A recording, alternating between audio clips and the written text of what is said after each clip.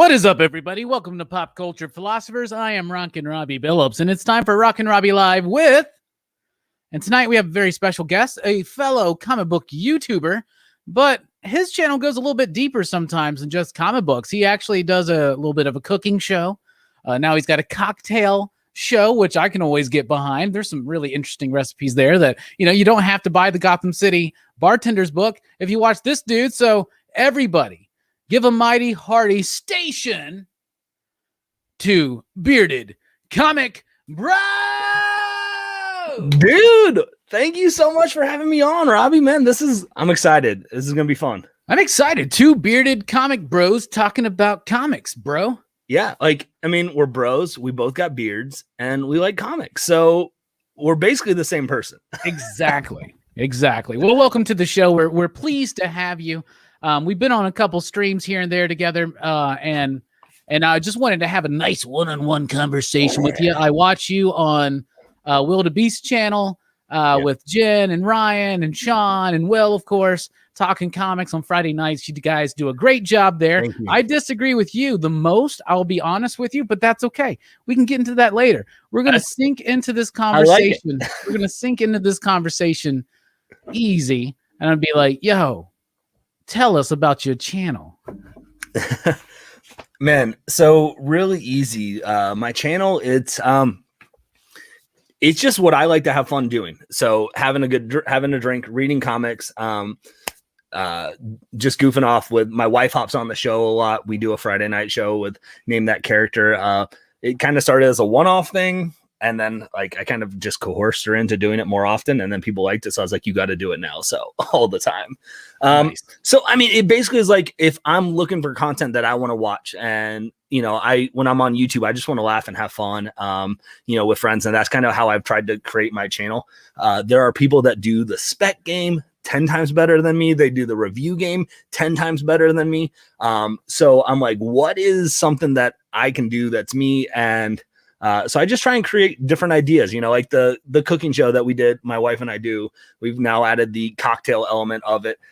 Just trying to find different stuff that's, it might not get all the views because it's not, what people typically look for when they look at comic book YouTube channel. But I'm just like, you know what? I want to just do something that I think is different. So, I like that. I like that it's different. I like that you do the drink show. I like that you do the cooking show. I think that's, a lot of people go to YouTube for cooking shows, and a lot of people I follow, what is it? I don't know. It used to be like the Brothers something, and then that changed like home cooking. I don't know what it was, but I watch cooking shows on YouTube when I'm trying to be like, how do I make a Salisbury steak? I watch a couple YouTube videos and I do my own version of it. Right. Right. And same thing with making drinks. And I think that that's something really cool about the comic book community, because you pointed out, as many people out there, a lot of us know, there are specific things that certain characters like or are known for. The Deadpool chimichangas, when the Harley Quinn Birds of Prey movie came out, you did the egg sandwich. Like, it just makes sense. I think it's got a lot of potential, bruh. I appreciate it. Yeah, it started as I do a show on Tuesday nights with Just a Rican, where Lamer Frame. And I at one point was talking, and I was like, man, I read the issue with Green Arrow's spicy chili. I was like, that'd be really fun. Like, somebody should do a cooking show. And literally the chat blew up, like, oh my goodness, a comic cooking show, that would be awesome. I'm literally texting my wife going, she messaged me, she goes, so we're doing a cooking show now because you don't want to lose your great idea. I was like, yep. I like her on the show because she does a good job of keeping you honest. There was one I watched, I think it was the chimichanga, and you were like, the oil's at 380 degrees. She's like, how do you know that? You're like, well, you can test this. And she was like, what, did you? And you didn't want to say no. So it's like the way you went with it. It was great. She calls out my BS so hardcore. She's like, you didn't even test it. I was like, well, it's there. Like, don't worry about it. That's good. That's good though. You got to play into that, because that's the dynamic that's going to work. You got to play into that, but don't make it feel like scripted, But you guys don't, because it's so natural and authentic. And that's something that I think comes across, and you come across. And one of the reasons why I found out about you and Jennifer from Comics Will Break Your Heart is because of that show Friday night. So how did you get approached to do that? So I do a show, like you said, we call it Comic Talk Live. It's with Comics Will Break Your Heart, Fire Guy Ryan. It's on Wildebeest Fitness now. He used to go by Hero and the kids YouTube channel. And they reached out to me because, and this is, Sean will say, this is why they reached out to me. I won a YouTube trivia contest on Bruce and Stephanie's back at the beginning of the summer. They're like, oh, he knows his comics and stuff outside comics. Well, let's have him on. Like, that was it. Like, they're like, we'll have Greg. And that's kind of how I got connected. And it's been a blast getting to just, because I don't do a lot of comic reviews on my show, that I get to, you know, on my channel personally, that I get to do reviews of books and stuff on their show. And, you know, and have hot takes apparently. Well, I didn't say you had hot takes. I just said I disagree with you. Which is fine. Maybe my disagreement is the hot take. I don't know. Yeah, I don't know. But that's nice. I love to see friends talking comics. You know, that's something that me and Bueller and Bob and Dylan do every month. Sometimes we're joined by Jem and others, and Will and Sean used to be a part of that show. And it's always nice to get people together because it's real. It's real discussion. You know, like if you disagree with me about a book, I don't care. But when you can tell me what you like about it, like maybe you can actually sell me on it, you know? Yeah. And I just love seeing that and seeing your channel. You do a lot of like character spotlights or villain highlights or whatever, you know, and they're mostly Batman villains. You're a big Batman fan, I'm gathering. Batman guy. Yeah. I can tell. And I'm very jealous of that Wayne Manor, by the way. I don't have one. Any of the 80 that they've done in that mold, I don't have. Which particular movie is that? So I'm pretty sure it's the Batman Forever. I could be wrong. It could be the Batman Returns. I know it's one of those molds because they literally use the same one, and there's just slightly variations of paint that are different. Does the one side look like is one side painted all white? No. So that might be Forever then, because I think Returns had the white one because it was supposed to be Penguin's lair. Okay, or something like that. Yeah, no, then it definitely is Forever because it does the trifold open up kind of thing. All of them I think have the Ace Chemical part on the back with the drop, you know, and classic and the breakthrough glass windows. I love it.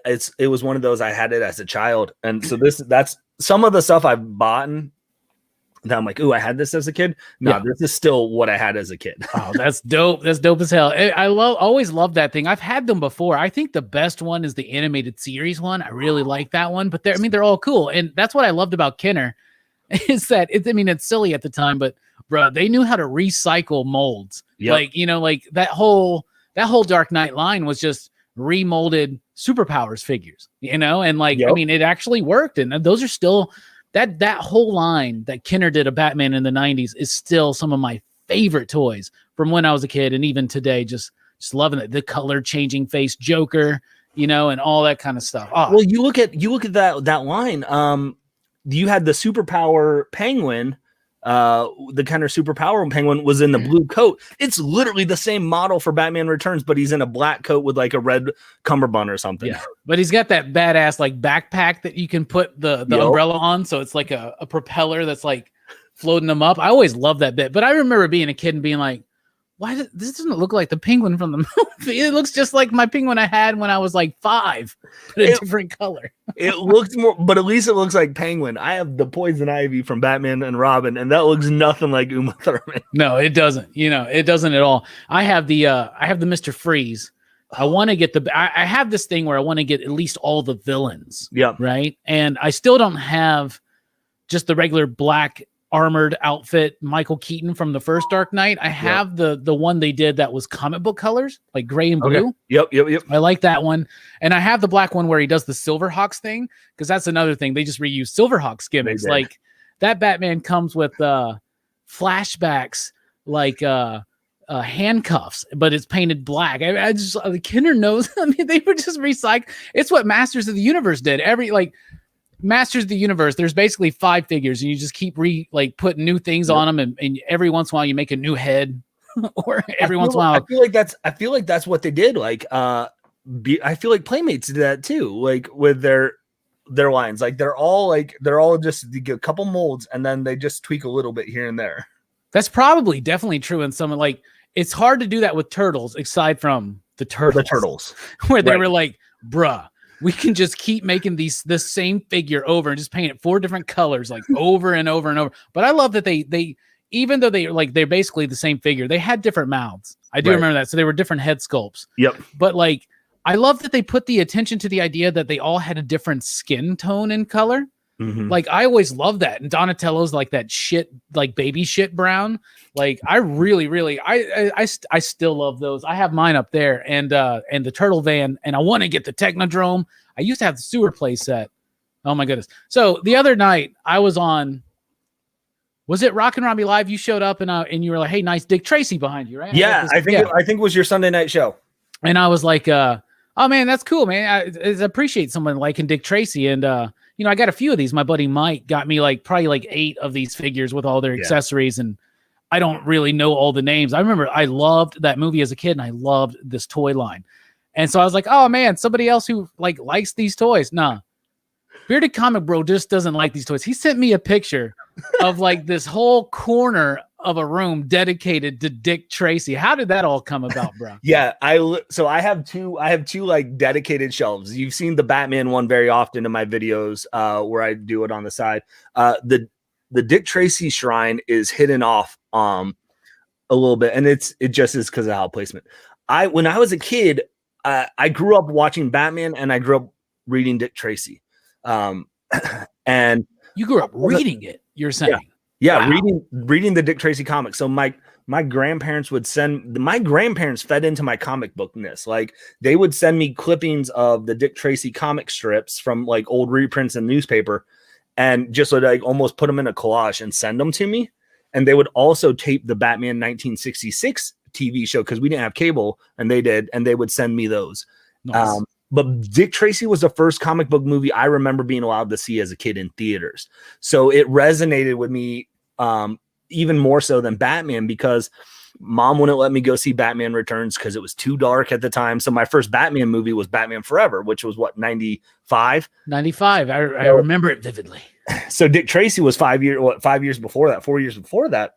Yeah, it's so 90, right? Yeah.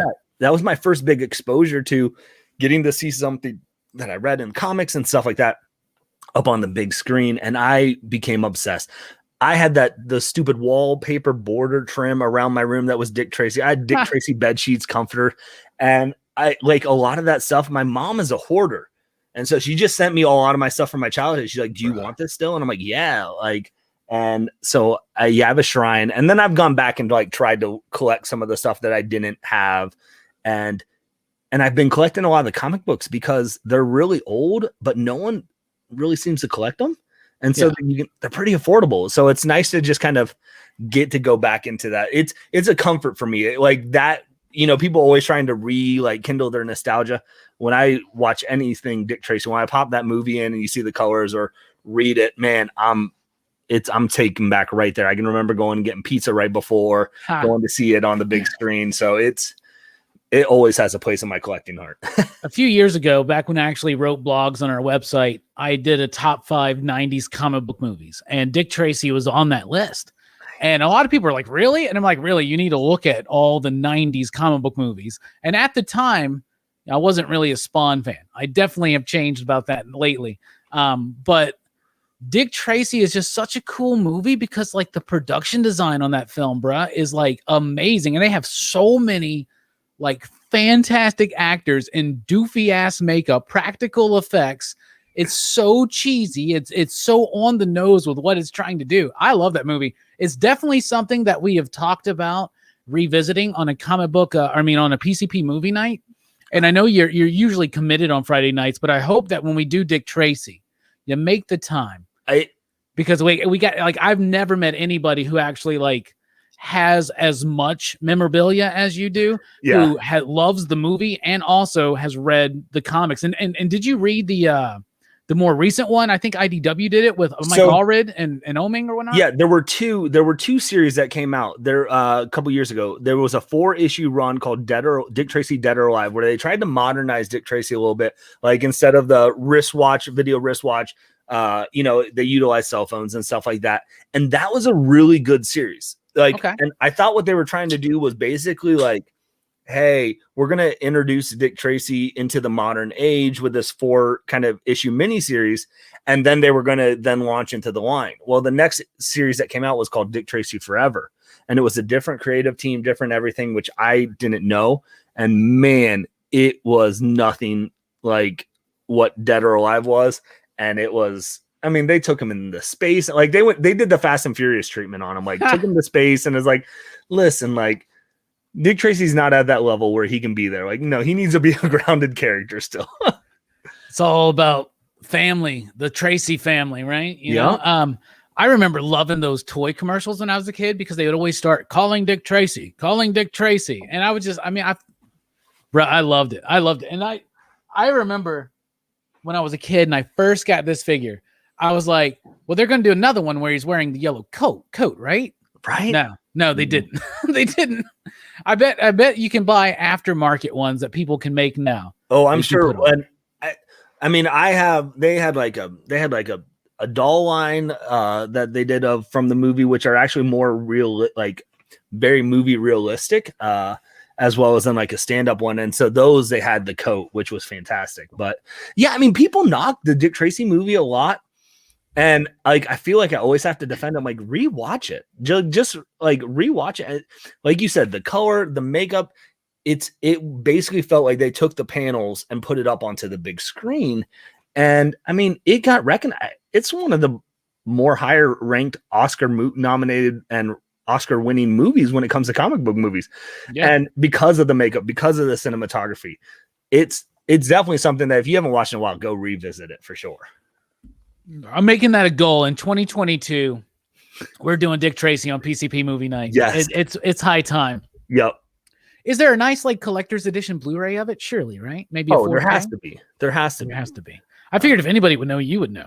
Well, I don't. There is, I don't have it. You got the VHS, don't you? I have the VHS. I have it. I have a digital. I have a DVD. I don't think there's actually like a special collector's DVD Blu-ray of it. I think they have a Blu-ray, but yeah, it's just a bare bones one. Yeah, at least it'll probably be $5 on Amazon then. Right. Which take it as you will. Then that's great. Yeah, right. You know, if you don't care, you can probably get the DVD. I don't know. DVDs, some things have gone up. That Dick Tracy VHS may be worth $10-15. It's still on the wrapper too. You know what, bro? Why are you specking on Dick Tracy VHS? This is something that's crazy to me. So I came up with this bright idea to rip off everybody else and do a classic VHS like couple shelves, right? Yep. Like I'm now in Studio B, so Studio A is just kind of sitting there, and I want to do some things. I want to make a 90s comic book rack, right? With 90s figures and 90s comics. And I want to do like an 80s or 80s into early 90s VHS, like corner, right? That I can sit and do videos. Just another set, you know, another bit to do, right? And especially during Horror Fest, if I could get horror movies and I could, you know, spruce it up and get like I wanted to get the Elvira Coors Light standee. Yeah. That thing's like $400, $500 on eBay. So I'll just get an Elvira standee. But you know, fake spider webs and shit. And so I started looking up. I was like, well, what horror movies do I want? What are my list of my favorites? I looked up Suspiria. I was like, $80. All right. What about the next one? What about Evil Dead? What? What? Okay. What? Oh my God. People want too much for their VHSs, man. It's insane. I have a VHL, like I have just one shelf of VHSs and stuff. But it's the exact same. Like, there's a guy on Instagram. Have you seen it? It's called Nostalgia Video. Yes. Dude turned his entire basement into a freaking Blockbuster Video, and it's great. I follow that account and I love it. I want one day when the PCP empire is taken over the world, the PCP army is literally taken over the world, and we realize, what have we done? Where is our leader, Robbie? I am in my basement, which is going to be this multi-level basement, which part of it will be a video store like that. I love that. And I'll even be like, how the hell did you get all this candy shipped in? It's an apocalypse because the PCP army is taking over. No, it's chaos out there, but I'm sitting there, and the VHS craze is crazy. Now I understand nostalgia. I get that. And it took me a while, but a few months ago, I started understanding why in the horror community it's so popular. A lot of these movies on Blu-ray, the kills are so obviously fake, right? Like if you watch Friday the 13th, amazing special effects by Tom Savini, and you remember them looking so real. Then you watch that shit on Blu-ray and you're like, bruh, Like the color's off. I can see the line. I can see it's so fake looking. On VHS, that stuff looks more real. Yeah. And so a lot of people that I know online will watch their like classic VHS horror movies because it looks more real. You know, so and I'm like, that's a little weird. It Like, makes sense. You though. like snuff films? Yeah. I mean, but it's part of the nostalgia, but it also is, trickling back into like, I feel like there's just something about watching it, the way you remember it. Yeah. And so that makes complete sense to me. I get that. I hate full frame though. I can't stand it. Yeah. I can't stand knowing I'm losing. I remember in the VHS days, I would spend the extra money. I'd go to Suncoast at the mall, and instead of buying it at Walmart for like $10, and yeah, VHS were expensive at some point. Right. I would spend like $25-$30 on the director's cut widescreen edition at Suncoast or whatnot. Dude, I remember I'd get so mad if I rented a movie or something. I accidentally rented it in full screen, and I'm like, dang it, I want that widescreen. Yeah, right. It's different on VHS though. I get that though. And Nostalgia Express is here. Let's start looking at the chat. What's up, everybody? Thank you for having patience with us. You know how it is on Rockin Robbie Live with. Watching 80s and 90s movies on VHS is a vibe. Yeah, one time I watched not too long ago. I was dating someone who had a VCR in their bedroom, and they had a collection of VHS, and I was looking through it, and there was Mallrats, and I was like, well, I've watched Mallrats on VHS probably like 200 times in my life, and it just took me back. Like the tracking. Oh, it's auto tracking. It's so good. I want to know what else was on your top 90s comic book list of the movies. Yeah. Let me actually look up the actual list. Let me go to popculturephilosophers.com, which is somehow not saved into my browser, but this is a new That's computer. good. You don't Google yourself then. That's positive. I've done that before and I've gotten angry. Hey, John's been updating it. That's really nice. Oh, look, he changed some things. Ooh, nice. All right, let me go to blog and let me go way back in the day. Top 5 90s movies. Yeah, there are 90s comic book movies. There it is. All right. I'll even read it. Okay. I'll be like, okay, number 5. Well, I'm not going to read you the whole damn opening, but like number 5, Dick Tracy, 1990. Warren Beatty produced, directed, and starred in the cinematic triumph that features one of the most star-studded casts of any comic book movie. With superb production design and amazing makeup effects, this adaptation of Stephen Gould's 1930s comic stands the test of time. It also gave us some great toys. So good. Number 4, I got Batman Mask of the Phantasm. Great pick. Batman definitely dominates 90s comic book movies, being one of the only successful franchises of the time. This amazing production, created by the team behind Batman the Animated Series, stands as one of the best interpretations of Batman, rising above many of the live-action attempts. All right. Number 3. By the way, as I look at this list, I would totally now switch my 2 and 1. Okay. Yeah, my number 3 is Teenage Mutant Ninja Turtles. Okay. Yeah. This classic film maintains a brilliant balance between the gritty style of the original comic book and the kid-friendly absurdness of the animated series. This balance produces a very dark yet humorous film that remains one of the best family action films today. This movie cemented the TMNT as pop icons for decades to come. Nice, Robbie. Nice. Well said. And my number 2, at the time, it would probably be my number 1 now on reflect. I don't know. This is tough. At number 2, I got Blade. Okay. This is Stephen Norrington's only good movie that I can think of, but it helped launch the comic book movie renaissance. Wesley Snipes' Blade is intense and engaging, and Stephen Dorff's Deacon Frost is the most thrilling and sexy take on the character yet.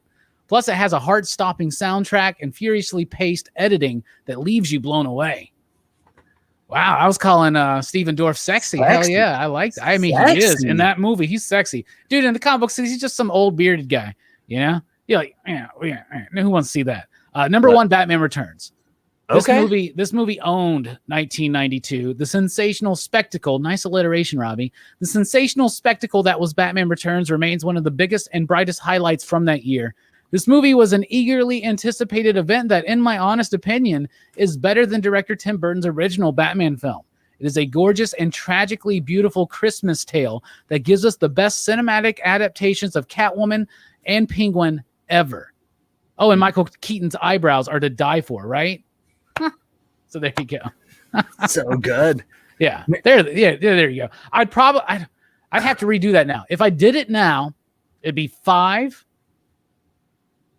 I thought I was being so clever, put Mask of the Phantasm on there. I'd probably kick that off. It'd probably be 5 Spawn, 4 Dick Tracy, 3 Turtles, 2 Batman Returns, 1 Blade. Okay. Yeah. I mean, people forget that like Blade literally saved Marvel's studios, like, and we have the MCU because of that. Basically, like if you go back, I mean, Marvel was basically bankrupt. That's why they didn't own Spider-Man. They were selling off all their stuff. And they were literally bankrupt. Yeah. Yeah. Chapter 11, baby. I remember that. I was like, I was like, teacher, so does Fantastic Four come out next week?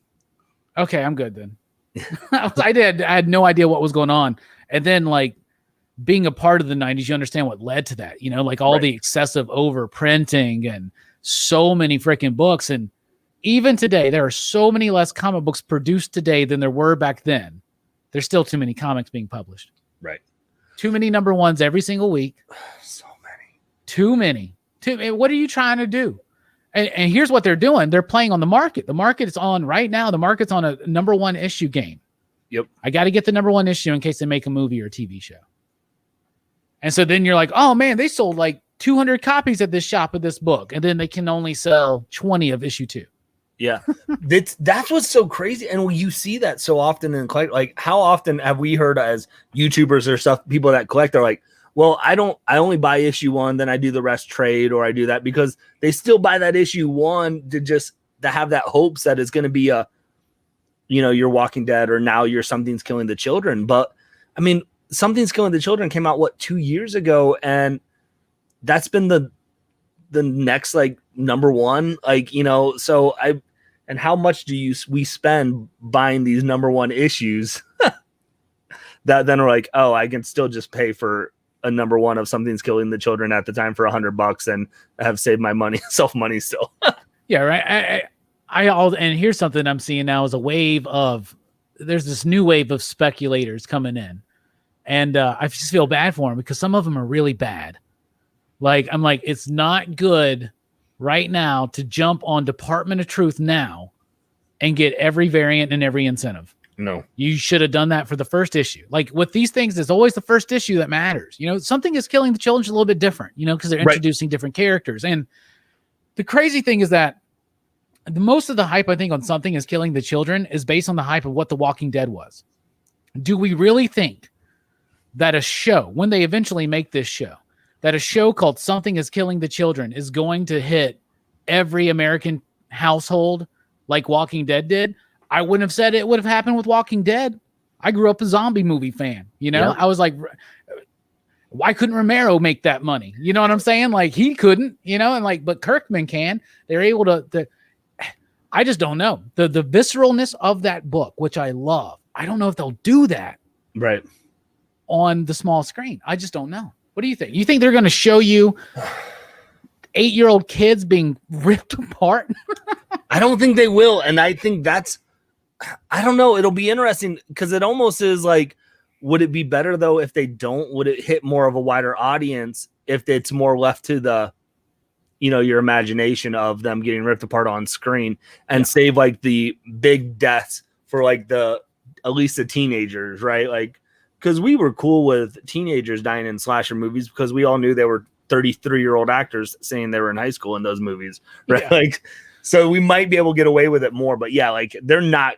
If they do this show, I'd be blown away if they showed, kids getting ripped apart like you see in issue 1 or issue 2. I forget when they actually show you. And so if I spoiled that for anyone, sorry. Like, it's came out 2 years ago. Yeah, they can get the tone. Yeah, I think it could do good. Department of Truth has to resemble nothing like the comic book, and the problem with Department of Truth is I think if they ever do it, it's going to feel like a cheap version of the X-Files. Ooh, yeah. That's my biggest problem there because the number one reason why Department of Truth works, aside from just a nice concept, but a lot of it still has just been James explaining shit, right? Yeah. For like 8+ issues, right? 10 now, I think. And I like that because Martin Simmons and Aditya Bidikar are doing something so visually striking that's why so many people got pissed off when those 2 other artists came on for those 2 issues. Yeah. Yeah. But I at least like that, I'm back onto now. I'm kind of waiting on Department of Truth just because I'm trying to cut stuff. But man, I didn't hate those 2 issues because I appreciate at least like it was trying to go a completely different tone and a different story that it was trying to tell. Did it hit right? No, but I at least appreciate like I knew it was like, okay, we're getting a different part of Department of Truth more so. It actually, and I kind of liked it because it felt like a Chester Gold, like it reminded me of some Dick Tracy, early comic book noir, at least in parts of that first, I think it was issue 6 or whatever, the first one that they jumped off. Then it got more fantasy based, but that's going to be a hard one to come across because I think you're going to have the people that, just kind of turn their nose up to it because it's the, whole conspiracy theory stuff. And it's kind of been done before, like you said, with X-Files. And I don't know what they're going to do. I mean, he pushed the envelope by dealing with, I think it was issue 3 or 4 with the Sandy Hook stuff. Like it, I don't know, like if that would translate well to TV show with a mainstream market. At the same time, though, if you start looking at, and I'm contradicting myself here, but if you start looking at the shows that are popular, like some of these shows, you're like, why would a show about a dude deciding he's going to start selling meth, right, be really popular? Why were the Sopranos popular? Like maybe the audience wants it. What's really funny, you were talking about people shying away from the conspiracy theory idea. I'm a bit of a conspiracy theorist myself at times, but I find myself, I think most of the people would say this, so I don't know if this is just insanity, but I consider myself a very well-minded conspiracy theorists, and I understand that the majority of them, like I think like 99% of them are completely bogus, and I love exploring some of them because they're just fascinating, right? But I know like some hardcore conspiracy theorists that hate Department of Truth because they're like, no, this stuff is true, it has nothing to do with like belief. And I'm just like, whoa, man, like I love the idea that belief changes reality, because that throws into you could do some weird self-helpy shit, like right now, let's tell you, life is good. It could be better. You could self-actualize. You can think something and make it happen, right? But I just like that idea of belief changing reality, because we're seeing some crazy things, I think, in the modern world of people's beliefs changing their own personal realities, because let's be honest, the only realities that we really know are our own. But whatever. Yep. I also just love that you quoted Wonder Woman 84 right there. So that movie has given PCP so many bits. I hate that movie. It's a terribly made movie. I'm fascinated with that movie. I love it. Alistair, I renounced my wish. Like this, like you telling me this dude's gonna get this. He wants ultimate power, Max Lord, in this movie or whatever, right? And he gets this dream stone that will grant him any desire he wants. And his way of breaking this system is, I want to be the dream stone. One of my favorite memes was like, he says that, and then literally he's just a stone with his head, and the movie's over. Like, bro, you just turned yourself into a stone. What the hell's wrong with you? That's the dumbest, most ass backwards way to like show the plot of that movie. Did you like that movie? I didn't hate it as much as you, but I had fun with it. I took it for what it was, and enjoyed. But the way you described it right there literally remind me of how like Aladdin tricked Jafar in the end of the movie to make him become the genie and get sucked in. Like that, they literally stole the plot from Aladdin. Yeah, right. I mean, it should have just. You could have been like, this is what I thought was going to happen, because in the comics, Max can control people's minds. I thought he'd be like, I want to control people. Yeah. No, I want to be the fucking Dreamstone. What the hell? And then I don't know what's going on with Cheetah in that movie, but that movie is hilarious. By the way, I think in that movie, Wonder Woman's terrible at saving people. She grabs those kids and like falls and flies down that road, and I'm like, those kids are dead, bruh. Yeah. Like, sorry, Diana. But you killed them. They dead. Like if Spider-Man can't save Gwen, how can she save these 2 kids on that road with them? Whatever. It's so funny. So funny. What are your favorite comics right now? What are you digging? What are you liking? Man, that's a great question. So I definitely have been, I know it just wrapped up. I was loving everything about Stray Dogs. Oh yeah. I thought that was great. It's still early on, but I I just read issue 2 of Nice House on the Lake, which I know everyone's enjoying. There's so much. I'm reading so many books. Like I really enjoyed the recount. Jonathan Hedrick's from Scout. That was dope. I'm trying to think what is like on the top of my pull list right now, because I have like basically 3 weeks of comics that I've just been so busy I haven't gotten around to. But I'm still pulling a lot of Batman. But I do a lot of indie too. Like that's my main go-to. So those are some of the main ones I can think of off the top of my head. Like I'm reading mostly what everyone is. You do a lot of creator interviews, which I really like, and you do a lot of highlights on Scout creators, which I think is super, super cool. Scout, I think, is still an underappreciated publisher. I think they pump out really good work. Not everything is something I like, but like the recount was great. That was a really cool book with a really cool concept that hit the punch, right? And right now, the newest one I read this week was Tales and Techno Horror. That was great. I haven't read that yet. I need to. I got the review and I haven't read it yet. Yeah, people that love VHS horror and 80s, like it's great because it's a horror anthology, a bunch of little short stories, but they all have like that Tales from the Crypt kind of punch, that creepy, eerie kind of punch. Like they're really short, they're just set up and then the punch. And they do so well. And each chapter has like a movie poster designed, and some are like influenced by the 80s, some are influenced by like the 50s or 60s, and such a cool, fun book. My favorite Scout book right now is By the Horns, which that book blows me away every single month. It's really good. But I do. I have a lot of them on.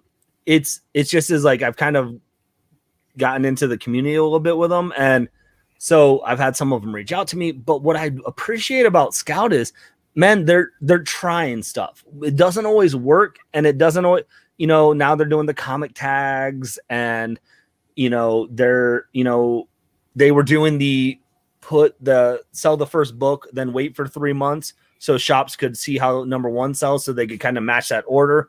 And it's frustrating as a reader because you're like, okay, I don't want to wait 3 months between 1 and 2, but they talk about how the sales work. So I appreciate that they're trying to just see if they can break the mold of something different, and so I gravitate towards that. Like I said at the beginning of the show, I really do get into stuff that is like, different, to just see like, okay, why are they doing what they're doing? And I think Scout's doing it. I think Behemoth is the new company that's trying to do stuff differently. And sometimes it works, sometimes it doesn't. Like you mentioned the VHS stuff. I know they released a comic book called Found Footage or something back in like the fall. And it was literally done in the shape of a VHS tape. And that can be really cool or obnoxious. It could. It's really obnoxious as, like for collecting, because you don't know how to store. It's like The Last Ronin. Like it's like, okay, guys, just make it a regular size book. Like it's obnoxious to collect. But why do all these companies got to create a new size of bag and board just for you, Kevin Eastman and Peter Laird? Thank you. I mean, we love you. We're glad you're back, but like, come on, seriously, like just make it normal size or at least prestige. Like, come on, you got 2 sizes to choose from. But if you're going to do a different format, at least make it a different format where it's like, oh, that's an interesting way to lay out a page. No, it's just a normal comic book, but in an awkward size. And I'm like, how do I read this? Like, I dread for when it goes digital. I don't know if it ever is or is digital, because I'm sure it's going to be a cluster to try and format. Probably not as bad as some of the DC Black Label stuff. Yeah, probably not. But I like the format on DC Black Label books. It's a bit European. They have those wider pages. They're able to, you can literally fit like a 15, 16 panel page and not make it feel cluttered and restricted. So I think that's something cool about that format, but that's obviously not something that American readers are used to. Yeah. Or wanting, but I don't know. Yeah. Here's a question. I just watched one of your most recent videos. Oh, you're about to say something. Go ahead. No. I'll go for it. Well, I was going to say, I just watched one of your most recent videos and you asked a good question. So I want to get your take and I want to get the chat's take too. What makes a first appearance? Ooh. Like what makes an actual first appearance? Now I get it. We can all say the easy answer, and the real answer is, well, the market decides what's the valuable. Right. The market decides what is the most valuable first appearance, but it doesn't like Wolverine 180 is the first appearance of Wolverine. he shows up full on, calls himself Wolverine, right? Like we consider that for Venom. Yep. Do you know what I'm saying? Or we don't. We don't consider that for Venom because Venom shows up in 299 at the end, right? And then 300 is the first full. And I get that everybody wants the first one, but like, you know, I got all these Marvel cards from the 90s. They all say Wolverine's first appearance is 180. I mean, what makes it? Why is Wolverine's first appearance 181 and 180 is a cameo? He fully shows up in a panel. But Darkseid's first appearance is that Jimmy Olsen book where his head is on a damn TV screen. Like, I don't understand. It makes no sense to me. And I feel like the cheap answer is, oh, we just let the market decide. Well, it's not up to the market to decide, because honestly, like, so what kind of spawned it for me was I do those villain profile videos, and the one you're talking about, I just released one to Killer Croc, and I watched a YouTuber just the other day. He was like, go spec on Batman, 357. It's Killer Croc's first appearance. It's Jason Todd's first appearance, and it's like, well, it's Jason. It's not even the Jason Todd that we know. Jason Todd's first appearance, so fine, but whatever. That's neither here nor there. But in his first cameo, Killer Croc's cameo is in Detective 523, where he's in a trench coat. You don't see his face. They don't say Killer Croc. They literally just say Croc. And he's in the kind of shadows of his trench coat. Well, then they do in Batman 357 the exact same thing. He literally is still in the trench coat in a panel. You can't see his face. He's still called Croc, but that one's a cameo. This is a first full appearance. And then the next one in Detective 524, where you actually see his face, they say Killer Croc, is his second full appearance. It's like, why? That doesn't make sense to me of why one is a cameo, because that's even more confusing than even like, or maybe not more confusing, but you're literally saying they're the exact same picture in one book and in the other, but this is a first and this is a cameo. The one I can understand one idea is that they call him Croc in the one. Yeah. Right? But like, that to me is the definition of a cameo. Like, and whatever. It's so weird that I think the whole idea of the cameo came across this idea of like, fuck, more people are buying 181. That's more popular. We'll just call it a cameo. Like Overstreet or somebody, some guy, some chair, smoking a cigar, drinking some really expensive whiskey, probably worth more than a Hulk 181 at the time, was like, call it a cameo. But it is the market that decides, right? Like if a book is like, if 180 is cheaper than 181 and you think that that's the first appearance, buy it. But the first appearance to you. Yeah, get what you, and no one's, I know I'm like probably the only person that was like trying to stoke the Killer Croc first appearance debate, because no one's having it, because I think like the Batman 357 is like $100 raw on eBay, and the Detective, where I'm like, that's the first full, or even the cameo, are both like $25. So if you really want it, like, just go get all three and call it a day, and then who cares? You have them. Yeah, I remember the same argument coming up in the 90s about Gambit. Everybody was going crazy about Uncanny 266, and people were like, what about this annual? It predates it. And then don't even get us started on the first black costume Spider-Man. Right. Because then that's just like, I don't know. Is the first Venom 299, 298? What's the first Doomsday? It's so weird. Like, what's a cameo? A hand is a cameo. A hooded, shadowed figure to me is a cameo. A person's face on a TV is a cameo. But I think a full on Wolverine showing up at the end, I'm like, dude, that's, but I get it. Like, I would rather have a 181. That's a pretty cover. Yeah. It's a beautiful book. So I think that plays into it too. Like, yeah. But people don't say it's like, oh, it's her first cover appearance. It's like, oh, it's just the first appearance. But man, it's so weird, because it's like, I think it's even now modern days, like you're seeing like cameos sometimes are more, I don't even know, like, like when they were doing the Punchline, like I felt like the Batman 89 was more the book to get, even more so than Hell Risen 3. Well, which one's worth more right now? Do you know? I don't know. I don't know either. If somebody in the chat knows, let us know which one's worth more now, because we were talking about this today. Okay. The Hulk 180 conversation came up, and somebody was like, yeah, like, why is 89 the first Punchline? She's barely in it. I was like, well, I thought Hell Risen 3 was considered the first Punchline. But then even in that one, she's not really in it a whole lot, but she's in it more than in 89. Right. But also which one has the first cover appearance? Was that 89? Because she's on the cover. No, she's not on 89. 89 is all the villains. It's Joker, Catwoman, all those. Yeah, is she not one of them? Is she not one of those villains? She doesn't make a first cover appearance. I think it's 92. Is that the Art Germ cover?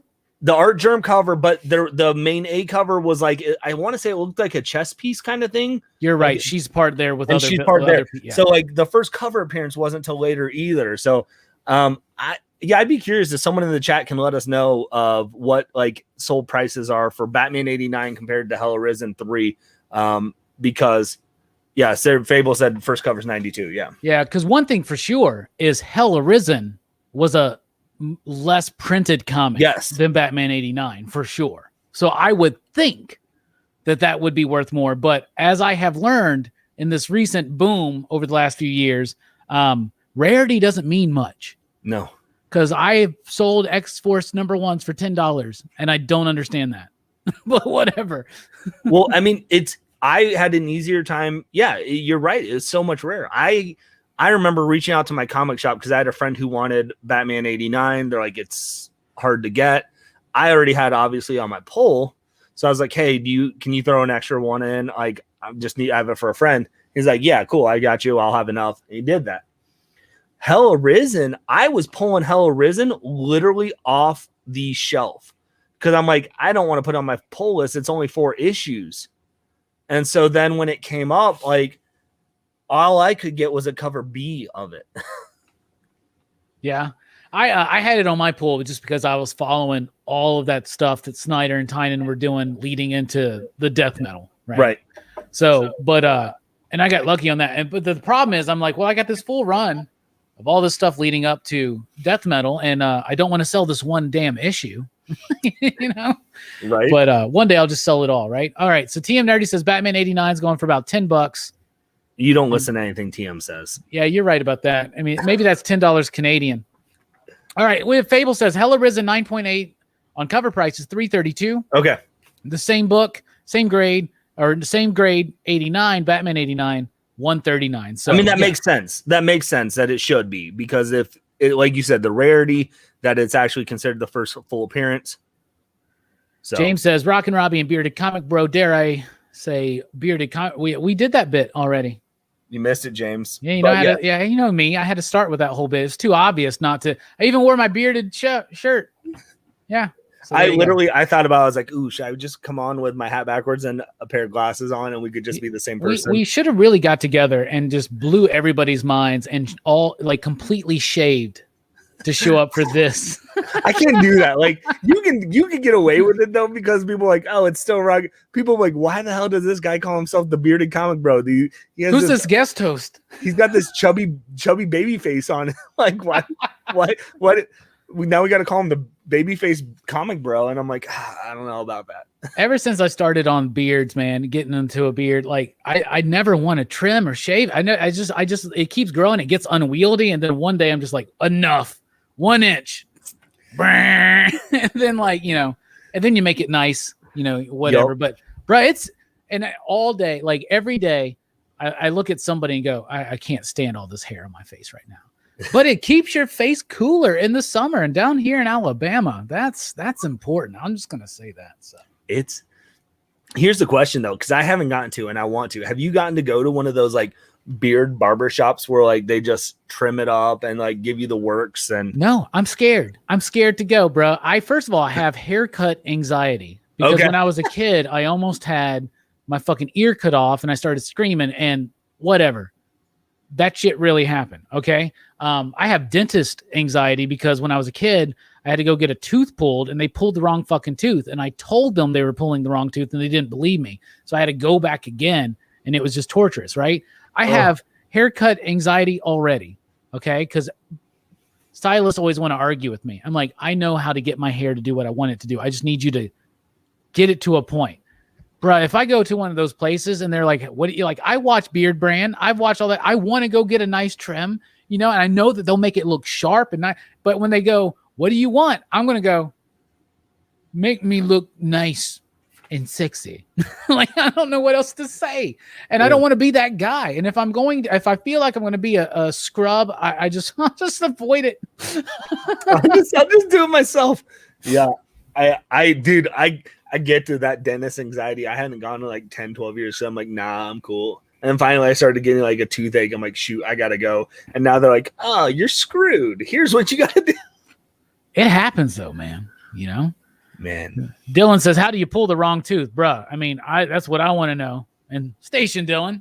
Everybody join me and Dylan on Dylan's Horror Show, Saturday night, 6 p.m. Central Time for Chopping Mall. A book about killer robots. I mean, a movie about killer robots. You wouldn't necessarily think that was about killer robots, but it is. And John Hammertime Holshu will be joining us. Dylan is the only person that actually gave me competition in that trivia contest. He was beating, we played the first round, and he was beating me the entire time. And I got lucky on the last question. Like, I wouldn't even been in the competition because he was crushing it. Nice. And then everyone else got destroyed. But, like, so Dylan always has a special place in my heart for that. Dylan always has a special place in my heart, too. Let's see. Dank says, chew parts of your beard off with your teeth. That happens, bruh. It does, but you just trim it up, manicure it a little bit. You're good. You have to be careful with dentists, actually. There is no oversight. And one dentist to the next will often give totally different. Yeah. Actually, a dentist almost killed me. So that's another thing that happened a few years ago. Y'all have heard that story. So anyway. All right. This is the part of the show where I go take a whiz and I leave PCP in the very capable hands of Bearded Comic Bro. You got the mic, bro. Man, here we go, gang. So you guys just get to hang out with me. Thank you all for hanging out and talking, Dank and Dylan and Fable in the chat right now. If you're all tuning in to Robbie's channel and you're going, who is this guy? Bearded Comic Bro. Make sure you guys go over to my channel. Do a lot of fun stuff. My wife comes on the show a lot, but right now I'm watching the NBA playoffs right now, and at least game 2 is closer than game 1.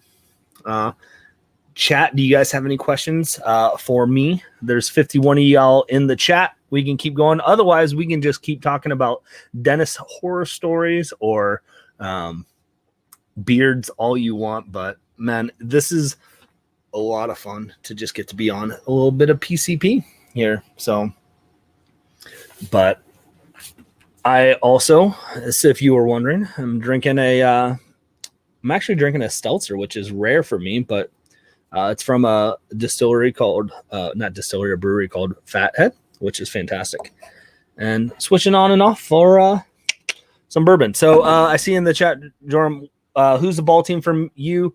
Man, I like sports all around. So I'm from the Midwest, so I'm an Ohio guy, so I go Cincinnati sports. But I'm also a LeBron fan, so I follow LeBron wherever he goes. But, man, right now I'm just want a good NBA final because I love watching basketball. Favorite comic book hero or villain? So earlier in the chat, I said my favorite comic book hero are Batman and Dick Tracy. Although as of lately, I've been getting into Booster Gold a lot for sure. I love Booster Gold, what he's doing. I think that's a fun one. So I'm really excited to get more into that. Toadman asks, what do I think of Loki? So here's real talk. I'm only 2 episodes into Loki. I've been enjoying everything there has been about Loki, but man, I'm slacking. I'm definitely slacking. And that's just as my work schedule has been super crazy, super busy. So I haven't gotten to stay up to date. Bobby is asking, what's my favorite horror movie? So this is, I feel like I can say this since Rockin Robbie's not here right now. Shoot, I can't. I'm not the biggest horror guy. It's one of the genres I haven't gotten exposed to as much. Like I want to get into it, but I feel like I missed the boat. Like I haven't watched the Friday the 13th. I haven't watched, Nightmare on Elm Street. Like I need to watch some of those, but I feel like I've missed the boat because it's so, what we were just talking about earlier about, the effects and things. I'm like, would it hold up to the same value for me? Like, but, one of the horror movies, and y'all might hate me or love me for it, but the horror movie that I really did enjoy, as of lately was I loved Cabin in the Woods. I thought it was a lot of fun. And I haven't gotten into a lot of horror movies. I just need to at some point. So Cabin in the Woods is one of the best horror movies of the 2010s. okay, so I'm at least in the right area then. Yeah, and that movie, owes so much to the tropes of the horror movie that came before. Right. I could give you a list of really great, like evergreen horror movies that hold up today. Do it because I want to do it. I have no there's no I won't like them. I'm hesitant to jump into it because I don't, I haven't gotten I've been getting all the horror movie covers of the Stray Dogs comics because I've been thinking they're really dope. I love movies. But there also are ones like Silence of the Lambs. There's been the Psycho one they just did. I've seen those movies. Yeah. But I consider them more suspense. I don't consider them horror. So they're horror movies, but there's so many. Horror is a great genre because just like science fiction or even comedy, there's subgenres, and like Psycho was kind of, along with a French film called Diabolique, was kind of like the prototype for the slasher film. And then you have Black Christmas, that I think really helped take a lot of these tropes and ideas and put them together for the first time. A lot of people credit, say, Halloween or Friday the 13th with the first POV of a killer or whatnot. That's totally Black Christmas. Like the person calling on the phone, that's totally Black Christmas. There's a lot in Black Christmas, but some people, we covered that last Christmas season, and it seemed like some of the people liked it, some people didn't. But it's a much more subtle movie. It doesn't get into the gore and all that kind of stuff. And then Halloween is a suspense masterpiece. Like what Carpenter did there as crafting that movie is just great. But yeah, Silence of the Lambs, that in the 90s, people, so the excess of the 80s, all the damn movies, like how many Freddy movies? Freddy became a caricature of himself. So did Jason, right? So did, this is what happens when you go into a franchise that goes well beyond 6 movies, right? Right. And then in the 90s, I feel like they wanted to get away from horror and be like, no, this isn't a horror movie. We're not going to do 20 of these. This is a psychological thriller, right? But I think 7, as well as Silence of the Lambs, can be classified as a horror movie. Well, so then I'm glad that I'm talking with you, because then I can justify it, say I do enjoy horror movies, because I absolutely Silence of the Lambs, 7, Psycho, man, that end scene of Psycho, the end smiling. Yes, if that doesn't just give you and you get the death skull faded over it, bro. Yeah. So so there are elements of it. I guess I just haven't seen it. Maybe the more traditional elements of horror movies for people. That's cool, man. We can get you started. We'll give you a starter pack. Give me a list for sure. Yeah, we can start right now. Let's see. Have you seen the original Evil Dead? No, that one's not going to hold up as well. But I think you'll have a lot of fun with Evil Dead 2. Okay, which you could watch on its own, right? And Army of Darkness. Yeah, and you could watch that on its own. Those are fun movies. They're goofy. They're silly. I think you could watch Suspiria and get a hell of a lot out of it. That's an Italian horror film by Dario Argento. Big fan of that. I think you could watch Dawn of the Dead or Day of the Dead if you want some zombie stuff going on. Those are the best. Day of the Dead to me is the best zombie movie ever made. Okay. So we'll check. I'll give you a list, bro. I feel bad. I did watch the Zack Snyder remake. I haven't watched the original yet. And I actually like that movie. Okay. I think Zack's there. You've opened it up. Let's go into the Zack Snyder hole now. I think that Zack Snyder has successfully made good movies that other people wouldn't have. I don't think that anybody would ever be able to make a good remake of a George A. Romero zombie movie. Zack Snyder proved me wrong. But I'm not just talking on my ass because they remade Day of the Dead. That sucked. Okay? And they remade Night of the Dead. Tom Savini did it with Tony Todd, and it's okay, but it's a bit of a weird stretch, just a bit of a weird stretch. But there you go. 300. You're gonna take 300 and make a whole enticing movie out of that? Right. I actually really like 300. Watchmen. I get it. He changed the ending. At the time, I defended it. The more I've learned about Lovecraft, the more I've learned about certain things in my life, the more I appreciate Alan Moore's original ending of Watchmen. Yeah. I get it. And I do now believe, I used to say like, well, an audience wouldn't buy that. That seems silly. Like he just drops the squid on New York. Most people be like, that's stupid. I think at the time that's true.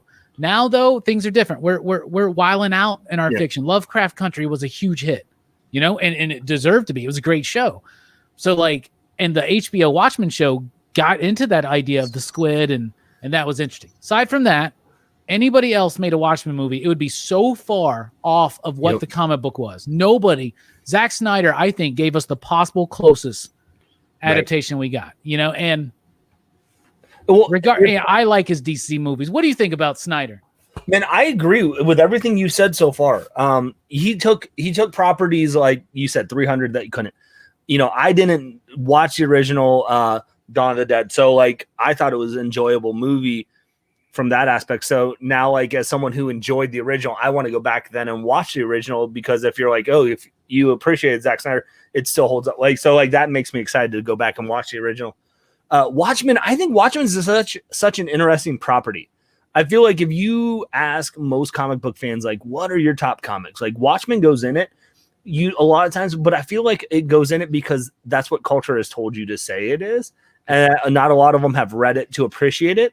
And then you're like, well, what's a comic book adaptation? Like it took it from that. Like, I feel like we've started to get like in phases of like where it's cool to like Watchmen, the comic, the movie, it's okay to kind of hate. And then like people didn't even give the TV series enough chance, because I think it was one of the best TV series. What was it, 2020 when it came out? Or yeah, it was 2020. Like, I think it was great, and it did not get enough notice as it should have been. Because I mean, it definitely is. It relates more to the comic book aspect of it.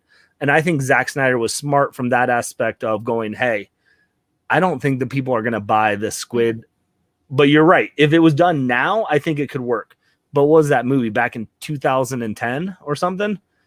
Yeah, something like that, right? Maybe was, even a couple of years or something like that. Or 2012. Know. But even then, like we were in the renaissance of like superhero comic book movies, but we weren't in like a comic book property outside of DC and Marvel, like the mainstays. And I get Watchmen's in it, but like the well-knowns, your Batmans, your Supermans, your X-Men's, your Spider-Man. So I don't dislike Zack Snyder.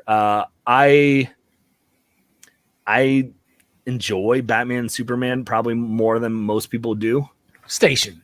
So you're in the same boat? I love BVS. BVS is one of my favorite superhero films. I think it goes the great. Ultimate Edition.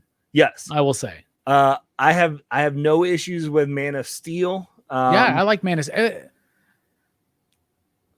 I have one issue with that movie. Okay, just one, and it's Superman wouldn't let his father die. Yes, so I've had that talk with John. John's Comics with Kids, like the whole like, oh, I can't go. You're the freaking fastest. You're faster than a speeding bullet. You can get your dad and come back. Like that was a cheap move, but like I know a lot of people don't like the ending. I look at it like, man, they're trying something different. We've gotten the good old boy of Superman, and you know you're not going to recreate the Christopher Reeves, and that's okay, and be okay with that.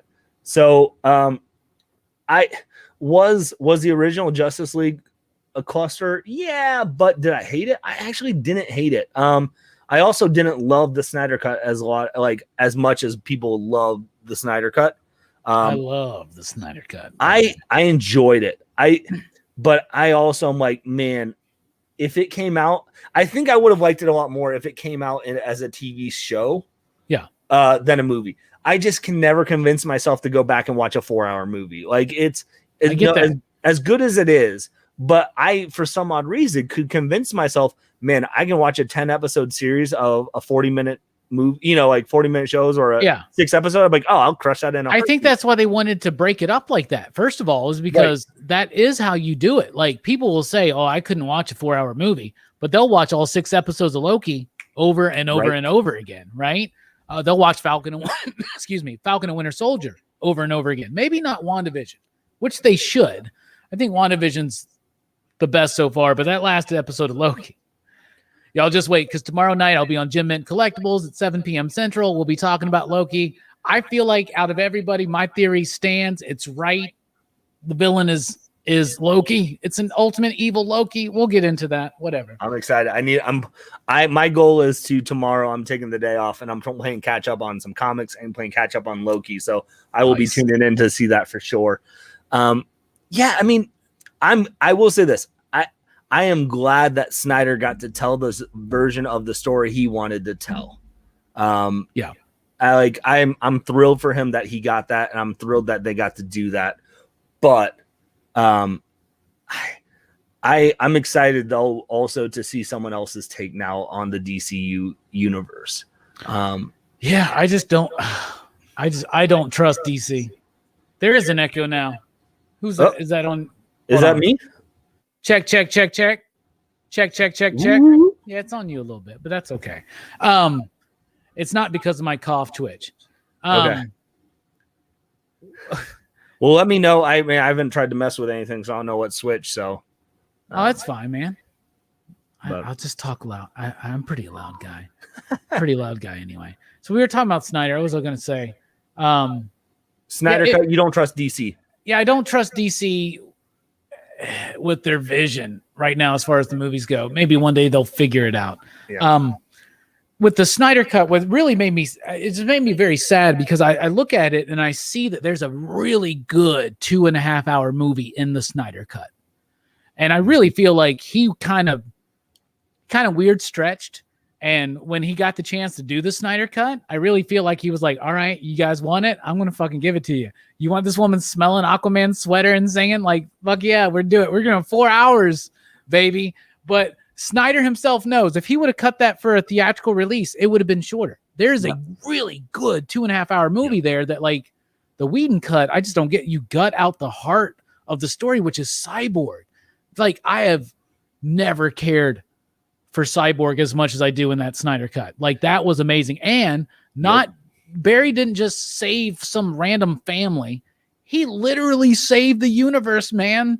And if you're building up to this idea, and that's what he was trying to do, of this alternate timeline. And I mean, there's some weird stretches in that movie, man. The whole thing about with Jared Leto showing up, like, I'm like, if they would have just done the bit in the trailer, that would have been enough for me. But they didn't even do that bit, like, we live in a society. But there's some missed opportunities in things. But man, there's a really, really good 2.5 hour movie in that Snyder cut. And I think you make a great point. I think if we would have gotten Snyder's original movie, and we can't do that because of the tragedy and stuff that he went through. We don't get that. And so I think because there was so much of the hype going, release a Snyder cut, like you said, he's like, okay, giddy up. You guys want this. I'm going to go balls out and just be as long and as insane with this as possible. Like, did we need a 40-second gratuitous, hot dogs scene smacking around all like, come on, like, we didn't. Why is he caressing this woman's face that he like that he just met? Well, hot dogs are just flying across in slow motion. Like, but I think if we would have gotten what he wanted to do originally, we would have gotten a 2.5 hour movie. And I think you are right. We would have gotten something that was really, really heralded as great. Did you watch Army of the Dead? I have not. I find that it's a 2.5 hour movie that I think is rather fun and doesn't feel 2.5. A lot of people have problems with it, but that's the thing I've noticed about Snyder is that no matter what Zack puts out, there's going to be love or hate. And for the most part, I really like his films. I really respect his vision. He does go too far into the slow-mo. I get it. Like, bro, that didn't have to be your whole style. And then he films a sex scene in a superhero movie in slow-mo. And there's a part of me that's like, bruh. And there's other part of me that's like, bruh. So I get it, man. The only one I really don't like is Sucker Punch. And I just that one, I feel is kind of. I think that misses a mark for everyone. Yeah. But I also can't hear that song Hallelujah anymore without just going like, thanks, Zack Snyder. Like, I'm like, are you for real, bro? Again? You gonna do it again? You're gonna use that because he used it in the Justice League trailer, and then they're like, oh man, we had to pull it. We didn't have the rights. I'm like, who's slacking at Warner Brothers right now? So many. Someone's just eating donuts instead of making sure they have the rights to use this damn song. Yep. Cracks me up. So you're a Cincinnati Reds fan. I am. So I'm an Ohio boy, so I am Cincinnati sports. So Reds. Do you and live in Bengals. Ohio right now? Yeah, I'm in Columbus. Okay. Oh, you're near Dylan. Yeah, so Dylan's a couple hours north of me, I think, or an hour and a half. He's north in of like outside of Cleveland, somewhere around there. Yep. So he's about 2 hours north of me. My family's from Akron. Oh, nice. Yeah. I was at we were at a Comic-Con 2 years ago up in Akron. It's just a small little dinky one, but comic book men were there. Graham Nolan was there. Jim Steranko. It was a nice little con. So nice. Yeah. But yeah, I'm a big sports guy. So Cincinnati Reds, Cincinnati Bengals, college, it's all Ohio State, obviously. And then NBA, I'm a Cavs fan just because it's the only Ohio team we have. However, I am 100% a LeBron. So my allegiance has kind of shifted with LeBron. Wherever you a Lakers fan right now? I'm a Lakers fan right now, for sure. Yeah, dude, we'll accept you, man. Well, we're happy to have you. We need you. Good. So it was because we're coming back next year, buddy. Man. I hope Chris Paul and Giannis have fun tonight. Yeah. Because the big dogs are coming back next year. Yeah, I think LeBron. I think it was just like, yeah, I'm excited. I like what I've always loved LeBron James. So I went to when I was in high school, my senior year was LeBron's senior year of high school. Oh, so nice. he played the state finals then in Columbus, where I'm from, and I remember watching him play, and the guy was just fantastic in high school. And I said to myself, did you go to his high school? No, he was up in Akron, so I was in Columbus. I was like, if he wherever team he goes to, I'm gonna be a fan of. And I'm like, I hope it's the Cavs because it'd just be a dream story. So there was only 1 year where I wasn't a LeBron fan, and that was the year right after he left Cleveland. He went to Miami. Yeah. Now, after the first year, I rooted for him at Miami. My dad and I went over to Indiana to watch him play against the Pacers in the next year and stuff. But it was that first year. It's like when you are in a serious relationship with a girl, right? Like you break up. It hurts. It hurts a lot. What's up, Jennifer? But then you just don't want to see him happy as soon as they break up with you. Like eventually, you wish him well. You want him to be happy eventually, but you don't want the first person that they break up with to be the marriage material. Well, the Celtics did win the next year, though, right? If I remember right? Who won? No. It wasn't the Miami. Miami didn't win the first year. They lost. Was it? Did they lost to in the finals? Miami they made it. Who did they lose to? They made it. They lost in the finals. Was it to the Mavericks? Or was it OKC? It wasn't OKC. It wasn't OKC because they didn't. I'm trying to remember who they lost to, but I was pulling for them. Someone in the chat, please let us know. I want to say it was Dallas Mavericks. I want to say it was the Dirk Nowitzki the 1 year they won. That would be the revenge because the funny thing is I became because I have a weird. I get accused by my homie Mike 06, who's part of the Excitable PCP crew, of being a LeBron James bandwagon chaser, and that's not the case. I have been a Lakers fan pretty much my entire basketball loving life, and it's been because of Magic Johnson. Okay. Like Magic Johnson's like my favorite fucking player. So there you go. Yep. In 2004, if anybody remembers, Kobe Bryant was acting all diva and Shaq got booted out of his out. He got booted out. And where did he go? He went to Miami. So I said that year, I'm done with Kobe. I'm not a Lakers fan this year. I'm done. I was so pissed at the prima donna-ness because I felt like the franchise was going to, and they did, just go into obscurity for just a moment. They came back in 2010, right? But anyway, and at that point I was back again. But I was like, man, so I used to do hip hop music, and my partner in our group was a guy named Kevin, and he's from South Florida. Oh, nice. Right. So I had just met him in 2005, and he was like, you want to come over and watch a game? I was like, I love basketball. I'm an NBA fan, but I'm so sick of the Lakers right now. I'm sick of Kobe. And I know that you're not allowed to say that nowadays, but I mean, I was sick of Kobe. Man, it's real. And I was like, I like Shaq. And he was like, Shaq's playing for Miami. That's my team. I was like, Miami. He's like, we got Pat Riley. I was like, yeah. Can I be a Miami fan this year? And he's like, sure. So I became a Miami Heat fan, and they just so happened to fucking win, right? And I stayed a Heat fan, but obviously my allegiances always went back to LA, right? And then the LeBron thing happened. And so I was cheering. Like D Wade was my favorite player. Like I love D Wade still. Like out of the last like probably 15 years, he's my favorite player. Like I think D Wade is amazing. I hated the year he went to Chicago. Like it just hurt my heart, bro. So like I that was an amazing time, but I get it, bro, because not only did he leave the Cavs to go to Miami to the super team, right, which is all the rave nowadays. You know, good going, Brooklyn, by the way. Loved what you did there. It worked out for you. Yeah, but I am excited to see Harden play for Team USA for the 10 minutes he's going to play.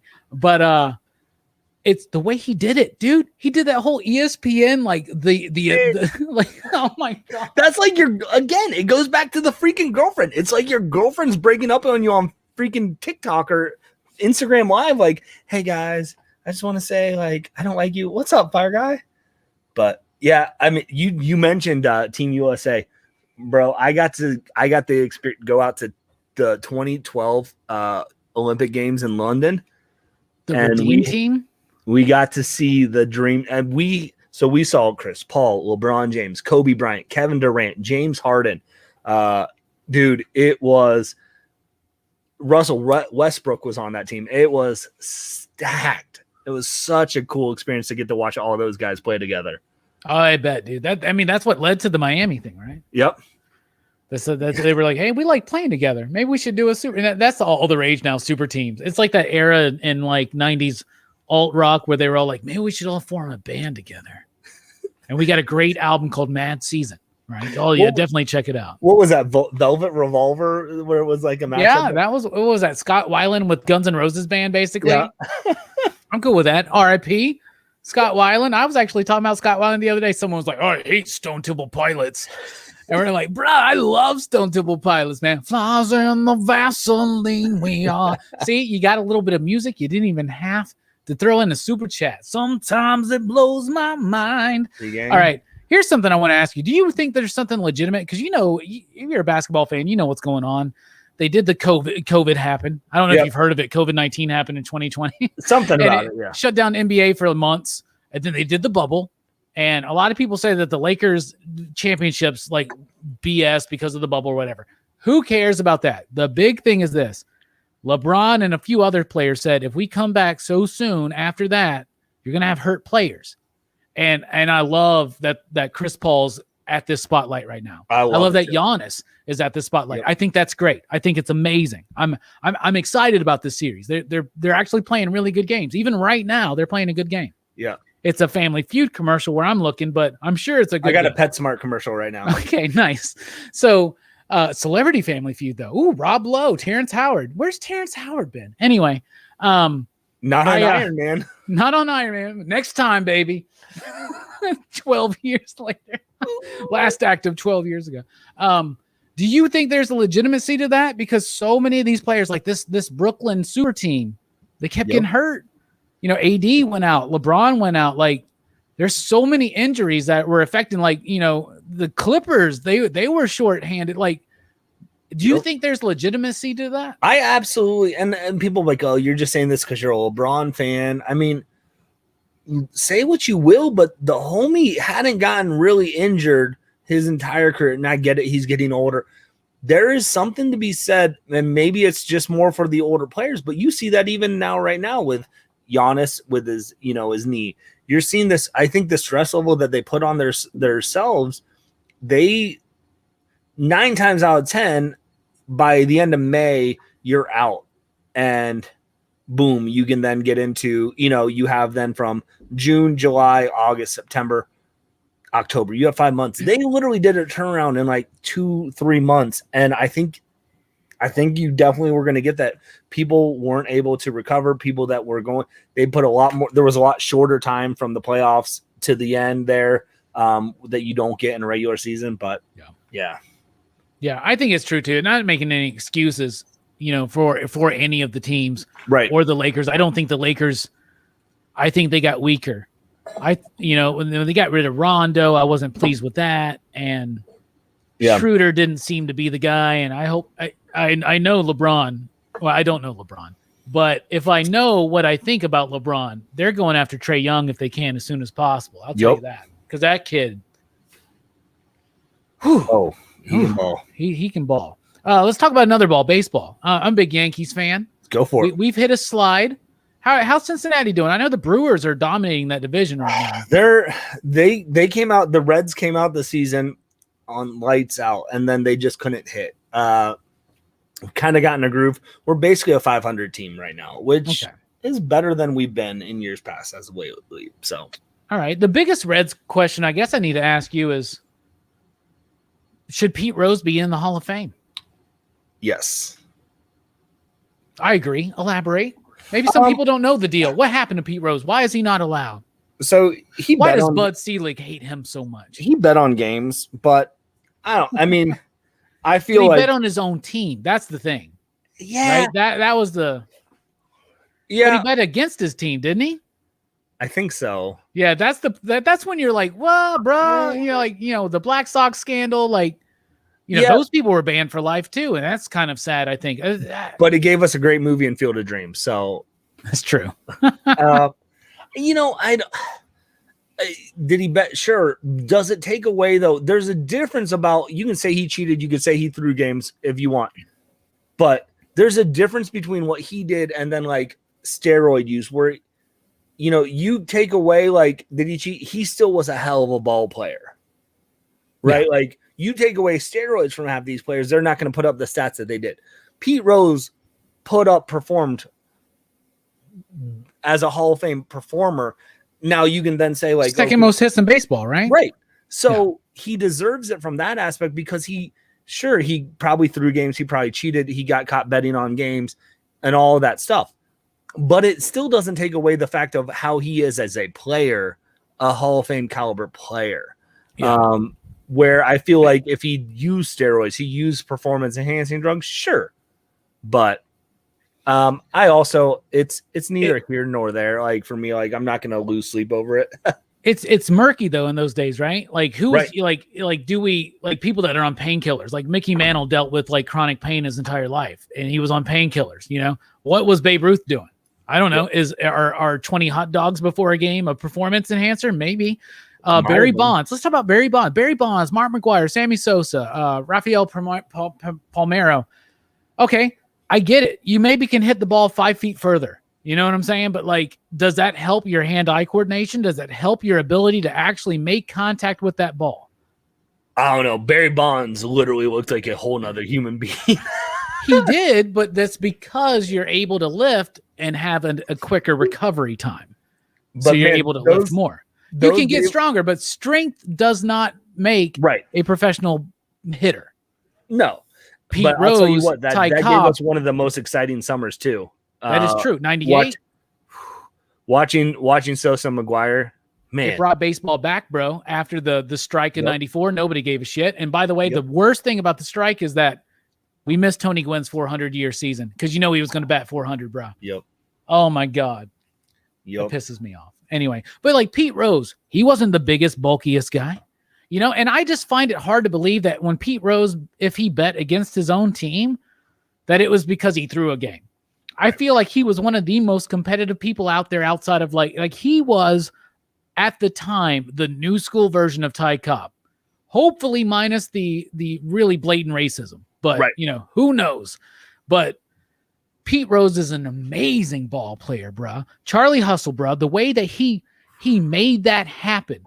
And people talk about how basketball is softer now than it used to be. Baseball is softer now. You can't cleat up at the catcher. You can't cleat up at the second baseman. That's how Ty Cobb and Pete Rose got their hits, man.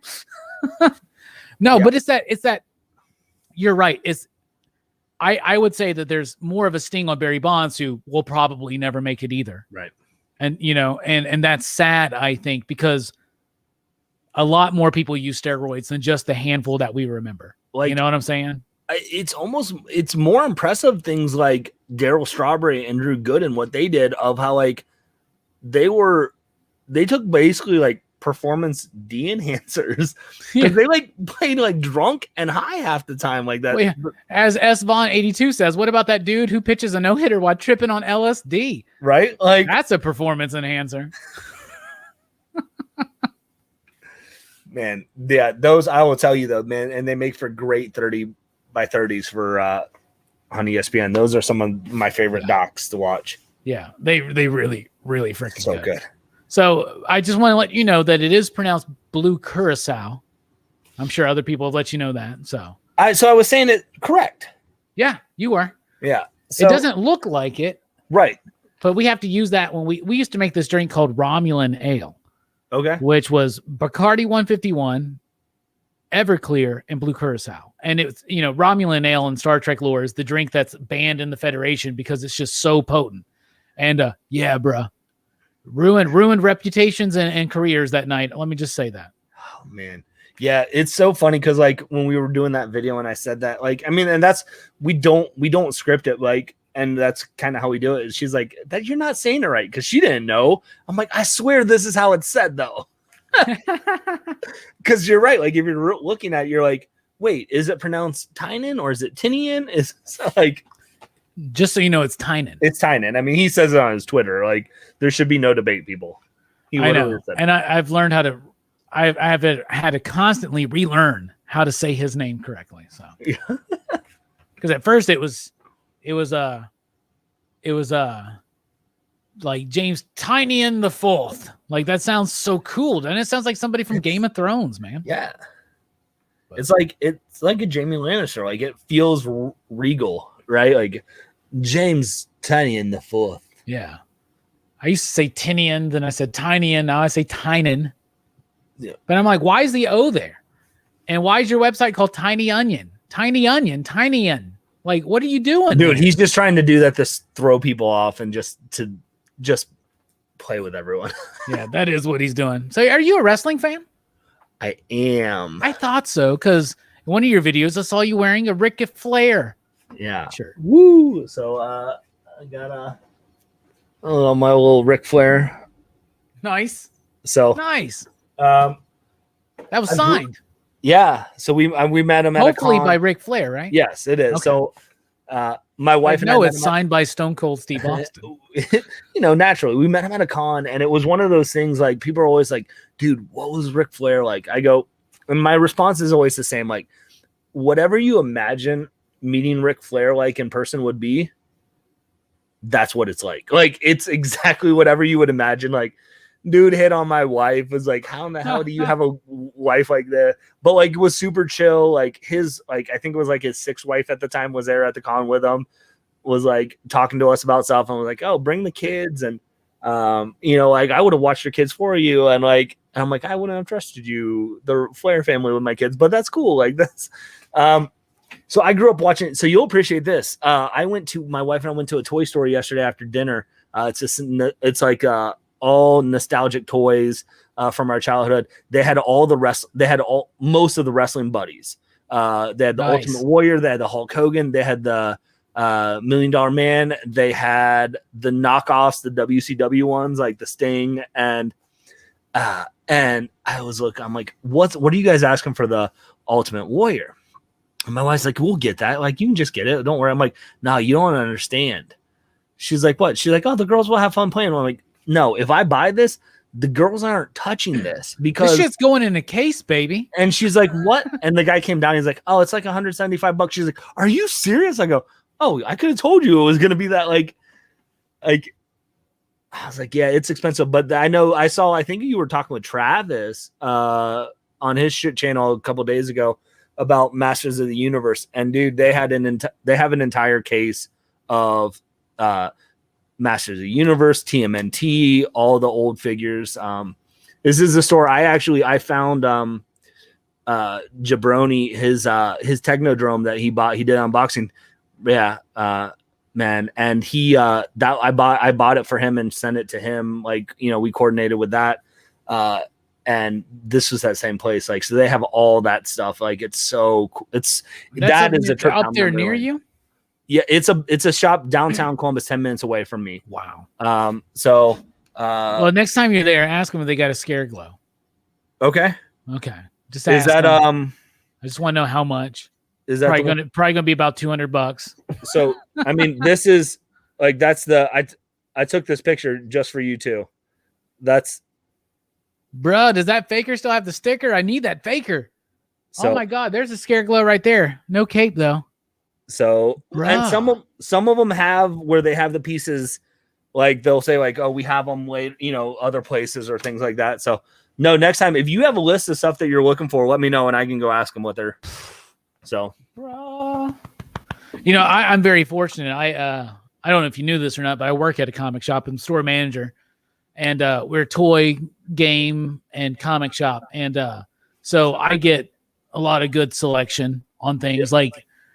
Y'all get ready for PCP movie night back chat show and tell because I got a G2 Megatron for the first time finally, and I'm so excited. My favorite thing about it was I immediately knew how to transform it, having never transformed it. You get the new one. Here's the new one, the G2, but the new Earthrise version. Okay, yeah. I cannot transform this for you right now. I would have to watch a couple YouTube videos, bro. But I'm very, very excited. So I love vintage toys, and I can feel that for you. Did you mentioned the wrestling buddies, which were amazing? I loved those toys. I had an Ultimate Warrior, and he is my favorite wrestler. Is Ric Flair your favorite wrestler? Who's your favorite wrestler of all time? So mine is Ultimate Warrior. I have an Ultimate Warrior shirt as well. It's kind of, I have a weird love with just he was great, bro. I have a weird I always knew about wrestling. I wrestled in high school and college, not that type of wrestling, but all this shit, where you put your hand on his wrist and then wrap around. Yeah, I did that type of wrestling, and I never I always I had the WWE playing cards and stuff like that. I had some of those toys as a kid, and my buddies had the wrestling buddies, but we didn't have cable. We weren't allowed to, we never could watch wrestling. And there was no way my parents were dropping $60 on pay-per-view for me.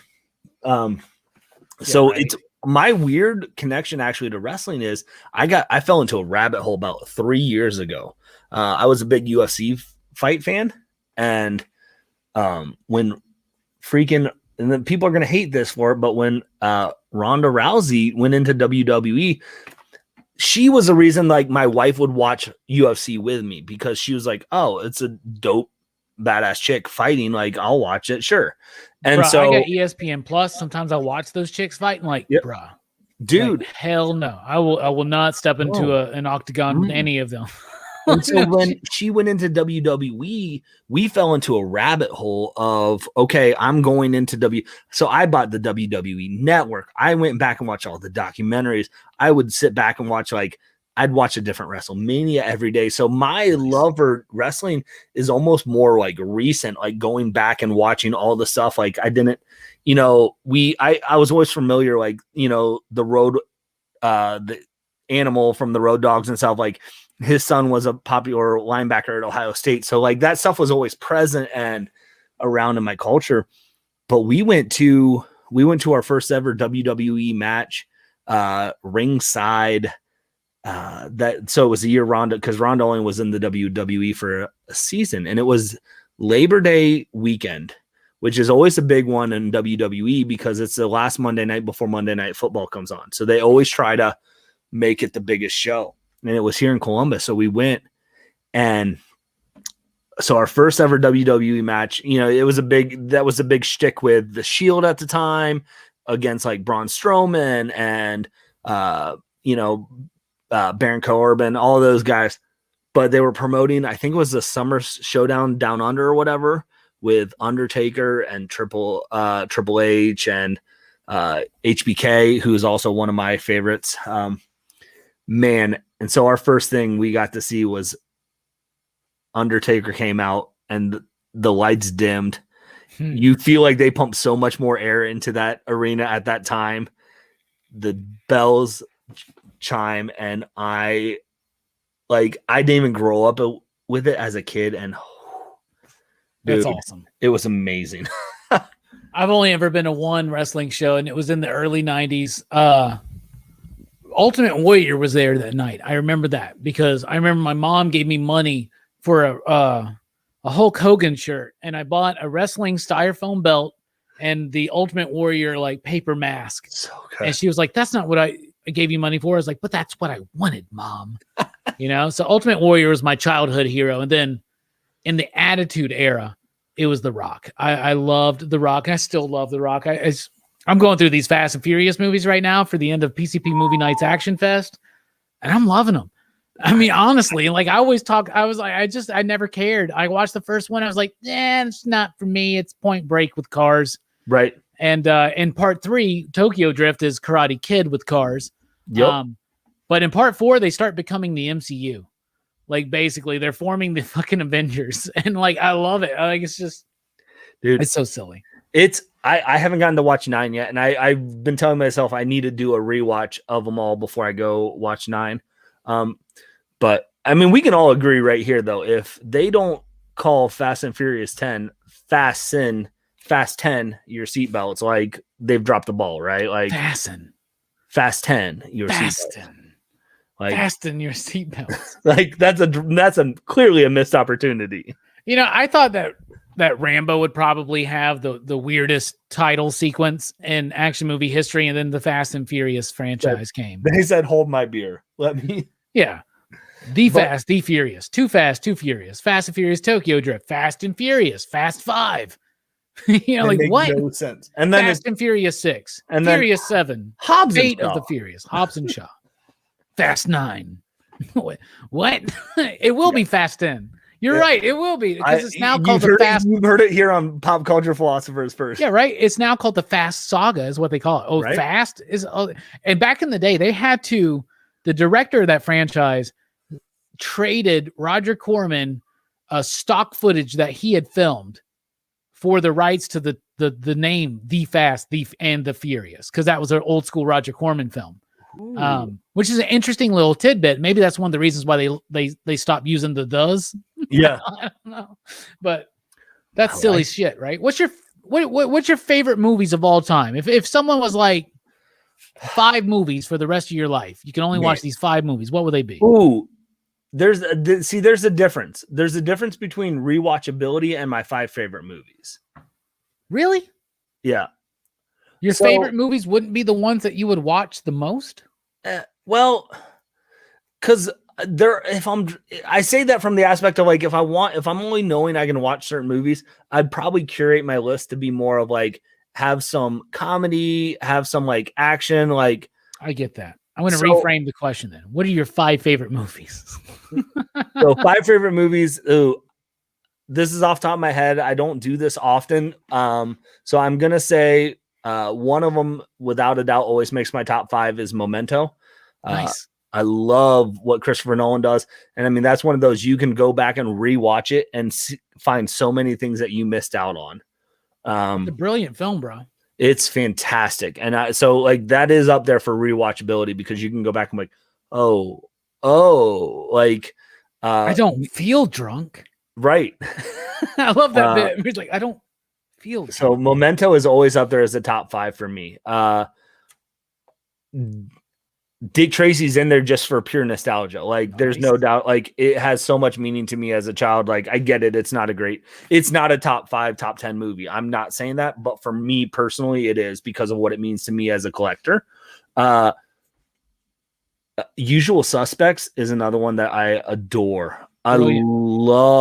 I love that movie. And apparently made by some pieces of shit, but still, yes, really good movie. That is one of those where like you literally have to just like, I'm appreciating it for what it was and what it is. When all the Kevin Spacey shit came out, bro, I was like, Usual Suspects, y'all.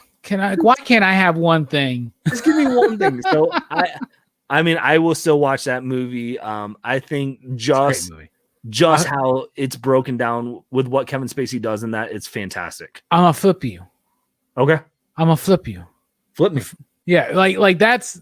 It's not, and Kevin Spacey's so good in that, and Bryan Singer's good too, and that whatever, right? But like, dude, Benicio del Toro, such an understated. Gabriel Byrne, amazing. Stephen Baldwin, bruh.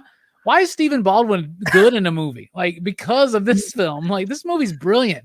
Kobayashi. The first time you watch that was the first movie that made me feel like a fucking idiot that I really appreciated it for. Right. I was like, thanks. Like, yeah, like the whole his mumble, you can't understand anything he says is acting gold. And man, it just is all around such a good movie. So yeah, definitely Dick Tracy, Memento, Usual Suspects. I love the music in that film too. I think it's John Oddman, but like that music is so freaking good in that movie too. I mean, music in a movie plays such a crucial role. Yeah, well, we definitely got you have you on a PCP movie night now. I do a whole segment about the music, and half the time people are like, "I didn't notice the music." Well, and we do this every week, right? Every week. But like again, it's not going to be on my top 10 movies. But you take a movie like Baby Driver and pair that with that soundtrack, like that opening sequence of what he did with pairing the music to the movie is fantastic. And it's, like that's what's so funny is he's really good friends with James Gunn. And I think Guardians of the Galaxy 2 was coming out when Baby Driver was coming out. And they were like messing each other like, hey, Edgar Wright is like, I'm using this song for my soundtrack. Are you like, they were making sure that because they knew the importance of music so much in a movie and how it draws it in. I'm right there with you, Dank. Loki has some of the best music of the MCU period. Like for real, the music in Loki is top freaking notch. Man, now we're getting into some tough, like, because Usual Suspects and Memento are always like my go-to, like hands down, and Dick Tracy is there purely for nostalgia. Man, yeah, top fives are good, aren't they? They're good because it's ever so rotating. I'm looking back at my VHS because I feel like inspiration. I love that he's looking at his VHS to figure out what his top 5 favorite movies of all time are. So, but yeah, they're not going to make my top Schindler's 5. List. Nope.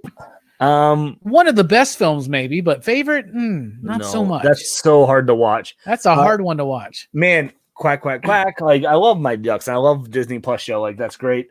Count on Monte Cristo actually isn't a bad movie, but it's never going to make my top 10. It is a good movie, though. It is. It's not as good of a Guy Pearce movie as Memento is. Right. I mean, you're hitting us with some bangers. Usual Suspects, Memento, Dick Tracy. Right. 2 more, bro. What you got? Oh, man, I'm trying to buy you time right now. I know. Right? So for me, is like Citizen Kane. I'm buying you time. Citizen Kane, Blade Runner, 2001: A Space Odyssey, American Beauty, and Bill and Ted's Bogus Journey. Let's just go there. Ooh, American Beauty. I know, another one of those Kevin Spacey films, but that movie literally okay. So I worked at a movie theater when that movie and Fight Club came out in 99. Okay. It was right after I graduated high school. Watching those 2 movies repeatedly literally changed my life. Yeah. I mean, yeah, John and I, we kind of been on hiatus, but we do a drinks and movie show and we did our top Oscar movies. And that made it into my top 10 list of American Beauty, hands down, of one of the top best Oscar winning movies. It's beautiful for the story, what it does. You know what? I'm going to throw in another nostalgia because it is what it is. What it means to me as a collector. Again, it's not a top 10, top 5, top 10 movie. I'm going to say Batman Forever. Okay. Talk about rewatchability. That's my first experience of watching Batman, someone that I love, on the big screen. And I think I can't ever separate that movie from anything else. People are like, it's garbage, Joel Schumacher. It's like, I'm like, no, like for what it is, I can't separate those. Batman Forever is underappreciated. Yeah. Okay. Like, first of all, people need to understand the Tim Burton versions of Batman are not based on the comic. No, they're based on the Adam West movie. I mean, the Adam West show, right? That's what okay. They're dark versions of that. That's basically what it is. Okay. Jack Nicholson does not play the Joker from the comic book. Like, when people go, Jack Nicholson's the best Joker ever. I love Jack Nicholson too. The Shining, by the way, have you watched The Shining, Bearded? I have. Yes. Okay. Cause that's a horror movie to watch, right? Yep. Okay. Yep. So like, Jack Nicholson's great. And in 1980, he would have been a perfect Joker. In 87, like, in the story, like, so he he hates Batman because he's jealous of a girl and he's a weird artist. Like, no. Is that movie good? Yes, it's brilliant. Okay. Batman Forever is a continuation of that, right? So we look at what Batman is to pop culture of the time. Yep. That is a very comic book movie. It's got comic book colors. It's got comic book ideas. Jim Carrey does such a great job as the Riddler. Frank Gorshin is proud as shit of what Jim Carrey did in that role, right? Tommy Lee Jones, the man. Tommy Lee Jones is Two-Face. They missed the mark. Why though? Why? Because he's playing the Two-Face from the animated series. Or not from the animated series. He's playing the Two-Face from the Adam West series that we never got. Right. And there's this whole director's cut that's supposed to be out there, where because we know that a lot got cut out. Two-Face was the main villain at first. You know, Jim Carrey kind of took it. I'd love to see that version of the film. Man, and Chris O'Donnell's sexy, but bruh, can I just say this real quick, dude? Drew Barrymore, bruh. Come on. Drew Barrymore in that movie.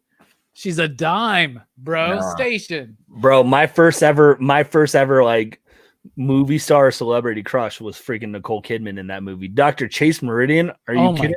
God. She's just laying in those sheets. She has no covers, just silk sheets laying there for Batman.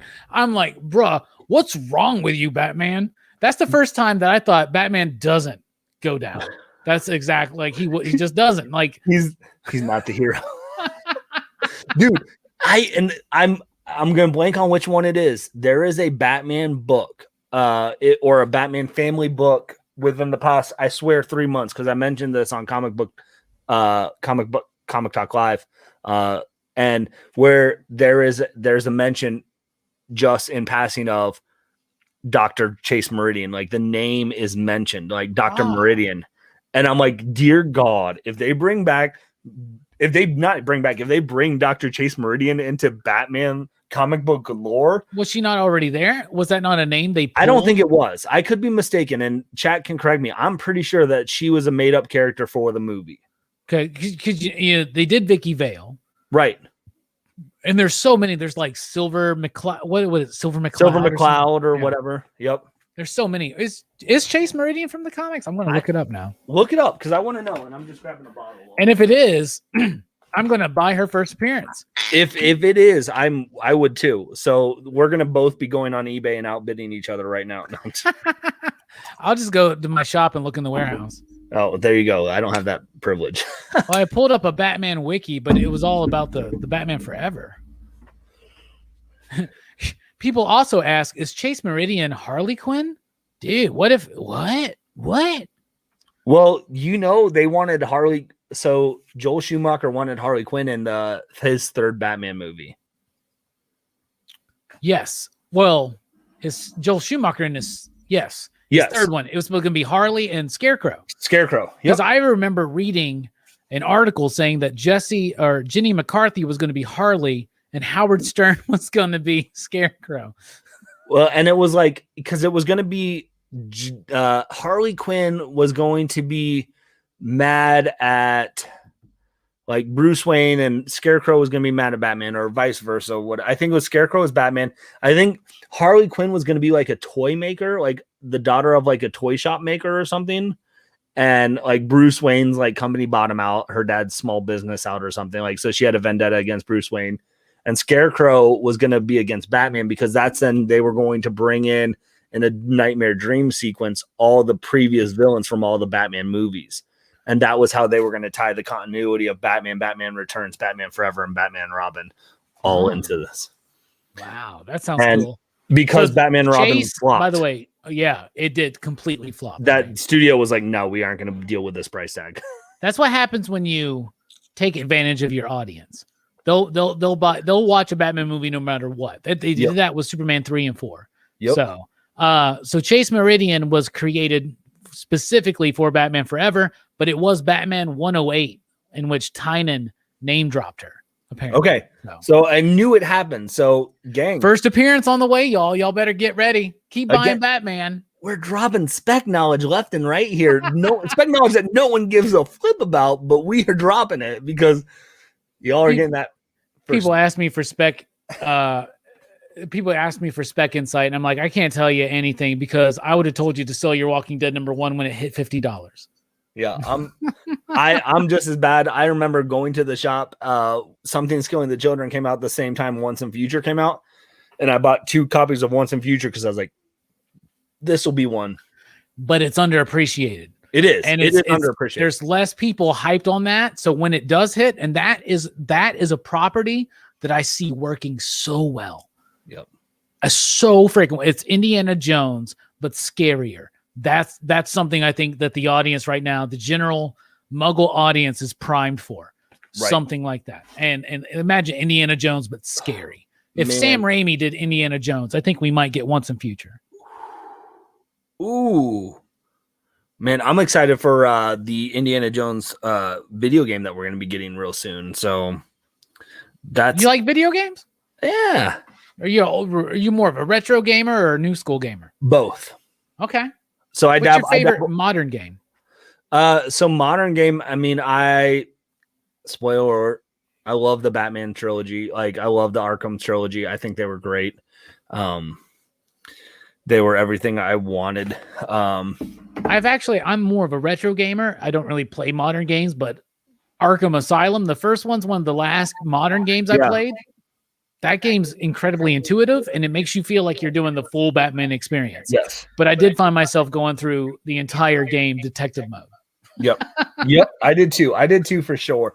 But I dabble in both. So we have a lot of retro game stores here around our town. So I go and, man, in my display I'm looking at right now, I've got my TV right there. I've got my Batman 1989 Lego mobile, and the bat plane, and then underneath it is my cabinet, and I've got a Sega, I've got a Nintendo 64, I've got a GameCube. So I basically stick with 64 and Sega were my 2 consoles that I still bust out and play a lot on. Nice. That. So like 64, I'm rocking GoldenEye, I'm doing Perfect Dark, I'm doing the Pod Racer game, Star Wars Pod Racer game. That's a fucking great game, man. So good. It was one of the best. I'm playing the WCW NWO games on that, Super Smash, and then Sega, man, we talk Sega, we're talking obviously Sonic, Mortal Kombat's, game that needs to be made into a movie somehow. Freaking Comic Zone was such a good game. I remember that game where you're going from like panel to panel, and you're that dude with like the long blonde hair or something. Yeah. So the dude literally is a comic book creator, gets sucked into his own comic book, and you then have to like punch through the panels, rip the panels, like you rip pages to get special effects and like special things. Dude, it's so bananas. Like the fact that it's not like a comic book series or something is shocking to me. But Batman Forever, Batman the Animated Series games on Sega, I loved. Earthworm Jim. Like, I mean, man, Sega was like the first console I was allowed to buy as a kid. And because my parents were like, you're not wasting your money on these fancy Xbox. So you got a Sega instead. That's hilarious. Yep. So I love old school gaming. My cousin had a Nintendo, so we always played Nintendo at his house. But I mean, I only have one arcade cabinet in my basement right now, and I want more eventually, but I love the retro games.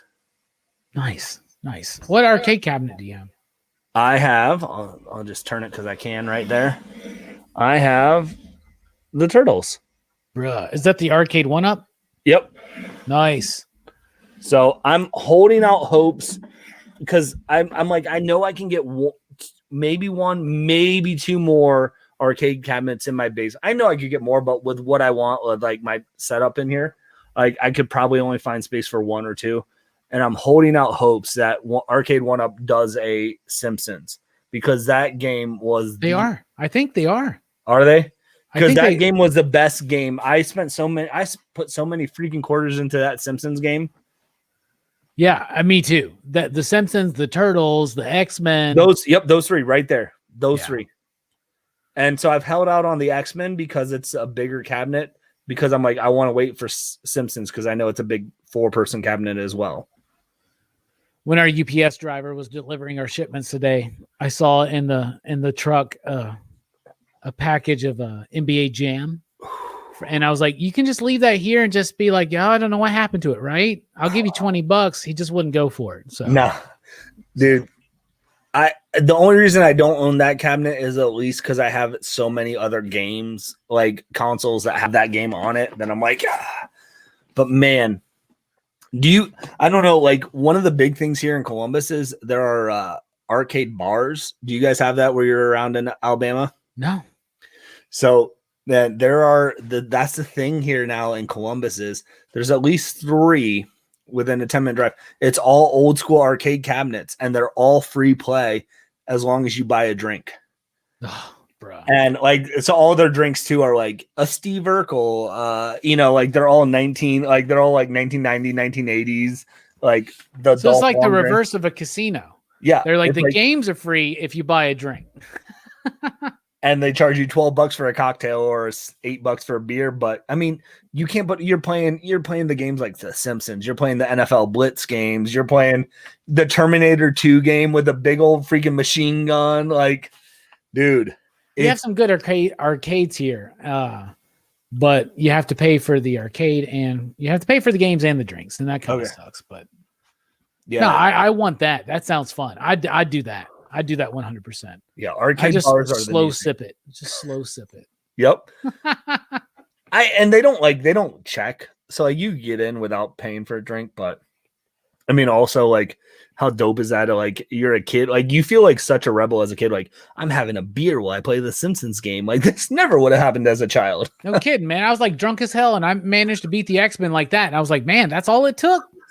Man, I could have saved a lot more money if my mom and dad would just let me have a beer. Yeah, no kidding, right? All right. So we're near wrap up time here, but before we get into the nitty and gritty, Jennifer was here earlier and she wanted me to ask you about something that I already wanted to ask you about because you did a spotlight on this and I've been planning on doing a Marvel in the 90s about this. So I'm about to go take a whiz real quick, but I want you to tell everybody why they need to get right now on every issue of Super Pro. Man, Super Pro. Yeah, Jennifer was in the chat. So if you don't know Super Pro, you definitely don't watch my channel. So come check out my channel, Bearded Comic Pro. But Super Pro was a property in the 90s. So Fabian Nicieza, who wrote Deadpool, that you guys are all familiar with. He wrote Super Pro, which is a NFL superstar who gets then superpowers because it's just bananas. It's bonkers. They bring Spider-Man into it. They bring freaking Captain America, Crossbones, all these characters. It's 12 issues and they are trying to bring a NFL superhero to comic books and it doesn't work. But man, oh man, it was so much fun. Again, if you're not a sports person, I get it. So this isn't for you. As a kid, I loved sports. So NFL, are you kidding me? And then comics combined to make this beautiful baby that is Super Pro, Phil Grayson. I made a joke about like I did a spotlight on Super Pro and people were like, man, I need to go out and get the first appearance. I'm like, no, I bought so many of the first. I literally probably own 10 first appearances of Super Pro because I adore everything that is Super Pro. It's so freaking good. And I think it's prime. Now, no one's going to do this, but if they do, you're going to hear it first on Robbie's channel. You're going to hear it first on PCP. Man, Disney Plus could do a Super Pro show and it would be awesome. You could do it with you could do it with the Mighty Ducks that you're getting and mix it with a little bit of the MCU of those properties, put those two together, and it would just be a lot of fun. And let's be honest, the NFL really could use some more TV show and some good light. So, it would be a really nice promotion with Monday Night Football. Right? ABC, right? It'd be great. So I have Super Pro action figure. I have a Super Pro trading card. I probably have about 8 copies of the first appearance of Super Pro. I need to. This is the weirdest grail ever for me. I want to own a 9.8 Super Pro first appearance. I have a 9.4, I think. But I have like 6 copies, and I really need to know if I have one that could be a 9.8 candidate. Man, the chat's talking about the Amalgam series. I love that series too. That's 90s through and through. Amalgam's great. Dark Claw, come on. That was the Amalgam series is a reason I stopped getting in collecting for quite a while. I clearly distinctly remember going into a comic shop probably about 5 years after college.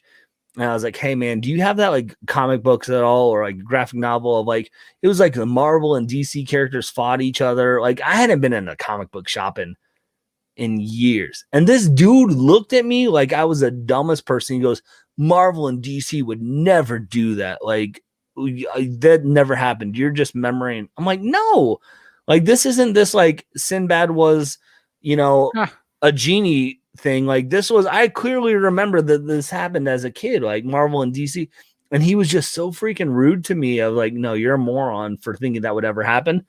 That then when I actually like found out it did, I was like, I was so glad to see that comic shop closed. That was such a big deal. And everybody got to vote like who would be right? who. Oh my God. And so many people won that should never have won because the fans voted. Like who? Spider-Man should not have beaten Superboy.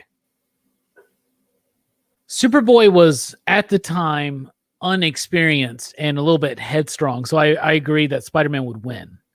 No. What else? Spider-Man was a fan favorite. I also I'm trying to remember. Superboy didn't even know how to do tactile telekinesis. He was still trying to figure it out at that point. Yeah, but they had Spider-Man wrap him up with like electrified webbing and then knock over a water tower on him. All of the actual explanations are dumb as shit. Like for instance, I 100% support the idea that Aquaman beats Namor, but not because he gets fucking Free Willy to like jump on him.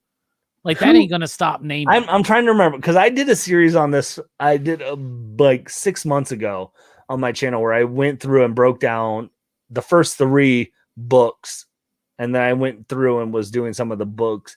But I realized it was such a niche that I was the only person that really cared about Amalgam series books. I was like, maybe this isn't the best to grow my channel. But I want to say, who won between Lobo and Wolverine? It was Wolverine, and you didn't see the fight. And that was where they fought behind a bar. And he grabbed the stogie out at the bar. Yeah, I feel like Lobo would have beat Wolverine. That's one of those fights that, like, if I wrote that series, there wouldn't have been a clear winner. They would have been fighting the entire time. Yeah. It would have never ended. Like the heroes, they're done. Well, we figured out who the real villain was, and we won. We're victorious. And Wolverine and Lobo would still be fighting. Yeah, and there was one other one where I disagreed. I usually agreed with the writer votes. I think it was the fan votes because I felt like the fan votes, the Marvel ones were more popular, so they got the fan vote more often. Yeah, that makes more sense. So they did, what did they do? They did Silver Surfer versus Green Lantern. They did Hulk versus Superman, right? Yep. A Superman Cap versus won. Batman. Yep. They did, was it Wonder Woman Storm? Wonder Woman Storm, yeah. I think. Yeah, I'm they pretty did. sure. They did Jubilee and Robin, which was a weird one. Well, Robin does win that one. He was trained by Batman. And it's Tim Drake Batman. I mean, Tim Drake Robin. The best Robin. Yeah. First Robin to wear pants.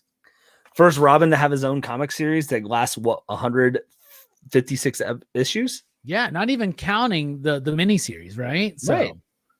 Yeah.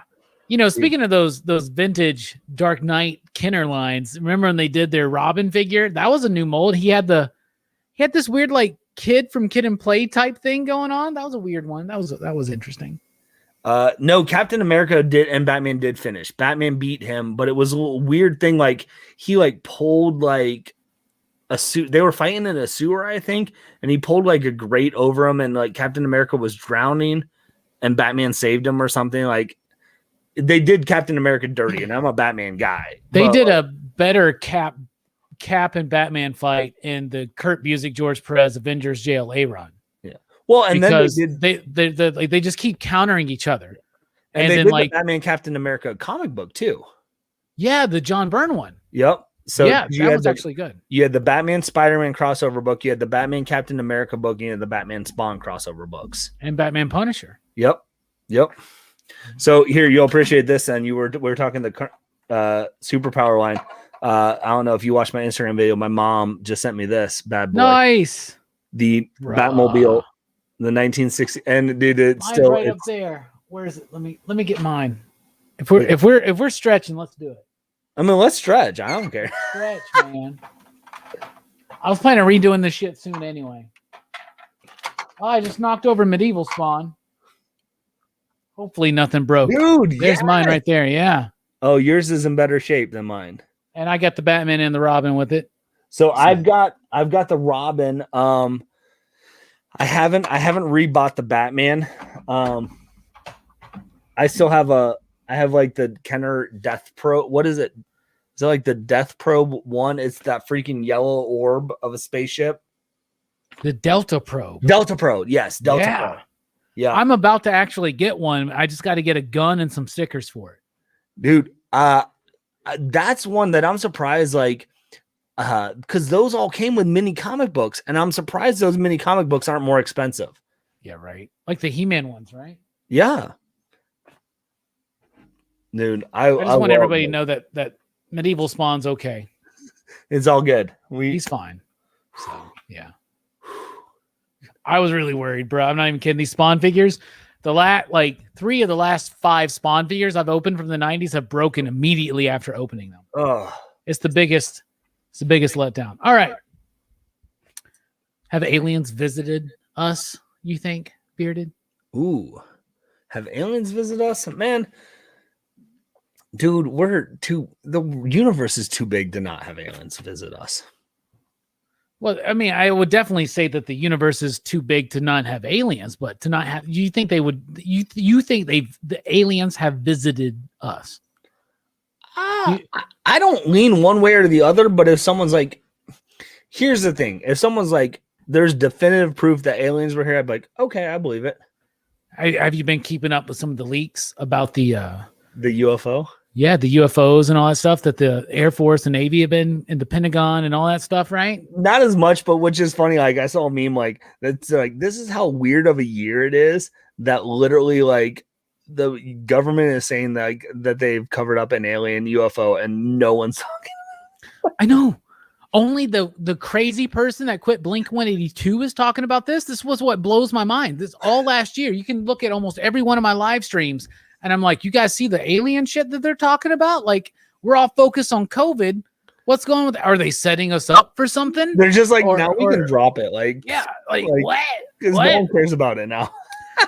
I have my theories, of course. I think that, like you said, the universe is so big, aliens exist, obviously. Right. Now, have they visited us here? The universe is so old, possibly. You know, I'm not the biggest ancient alien proponent, but I do like watching that show. But like, I find it like the Bob Lazar story, that's the guy who says he worked for Section 4, which is part of Area 51, that he was trying to like reverse engineer this gravity drive that they found on a crash site. But that Roswell, the crash landing in Roswell was not necessarily Roswell, but it was them uncovering an archaeological dig and they found an alien craft. Yeah. Like, I think that's highly plausible. Like somebody's digging somewhere and they're like, what is this shit? Like an alien landed here, like some spacecraft landed here. Who knows? Like 1 billion years ago, right? Like that's a whole it's crazy thing. So freaking possible. Have you ever had any kind of a supernatural or paranormal experience? I haven't. Never. Do you want to? I don't know if I would believe it. Really? I think my mind would be, I think I'd be like, nah, like that. I dreamt it. I dreamed it. Like, I don't know. I hear stories all the time and I'm like, I don't know. I know, man. I do too. And then one day I see a light going right across the sky, clear as day, disappear, pop back up, clear as day, disappear. And I witnessed that with my homie Kevin. So that's a real thing. I saw Jesus 2 times in my life. One time when I was delirious and on drugs in the hospital and near death. And then the time before that when I was a small child. But it could have easily been a dream. You know what I'm saying? Yeah.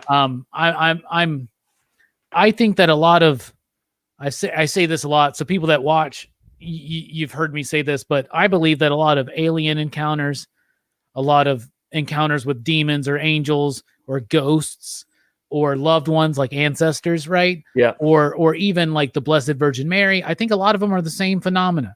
There's some other reality.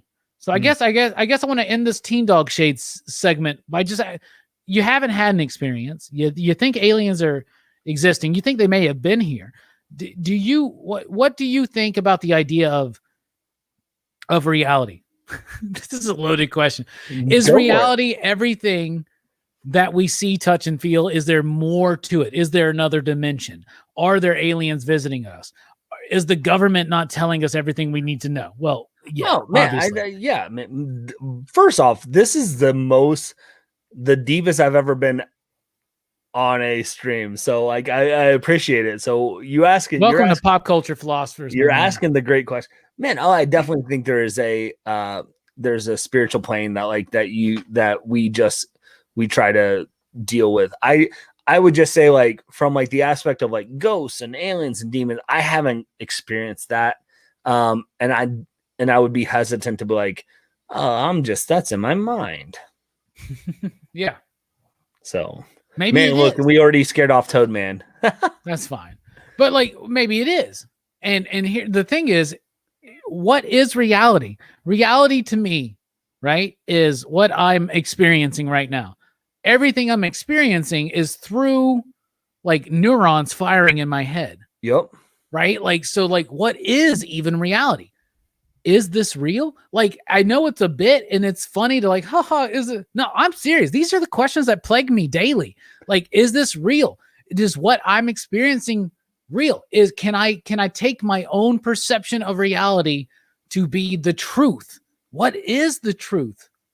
Bearded. Yep. What is the truth? Man, I think the truth is very much tied to your reality. Like, your truth is the cultural realm that you're creating. Like, think about all these different cultures that like believe in different aspects of things that we believe in.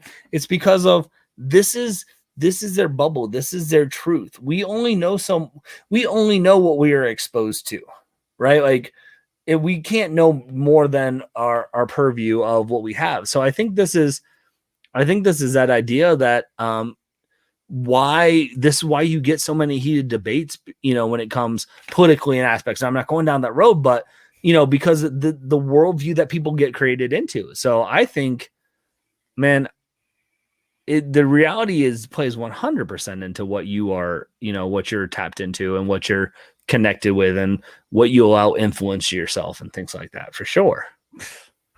Bruh, hell yeah. All right.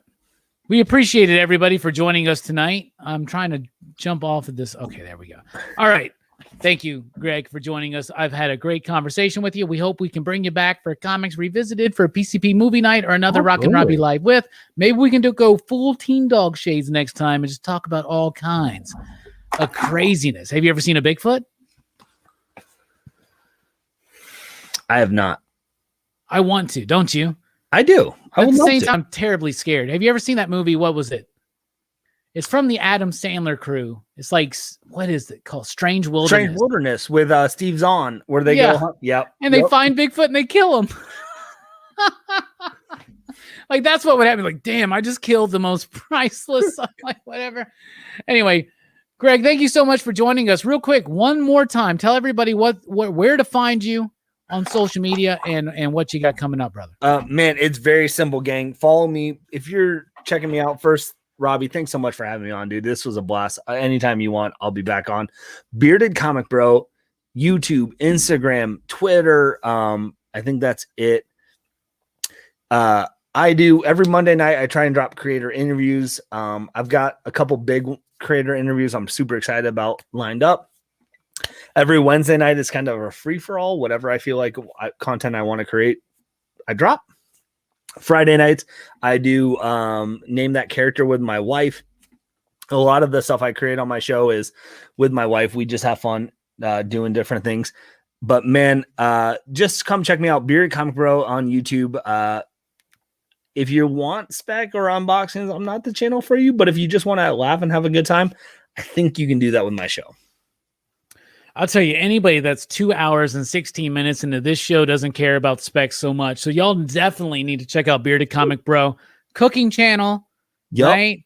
Comic book channel. He's got a great dynamic there with his wife. When she comes in, he does great information on comic book characters. Just a fantastic show. And definitely check him out on Comic Top Live on Will DeBeast Fitness channel every Friday night, I believe, for the most part. But yeah. The only one leave them early and then come to PCP movie night, of course.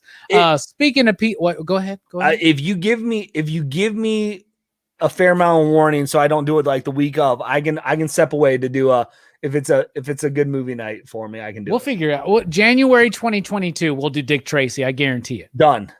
All right. Put me down then.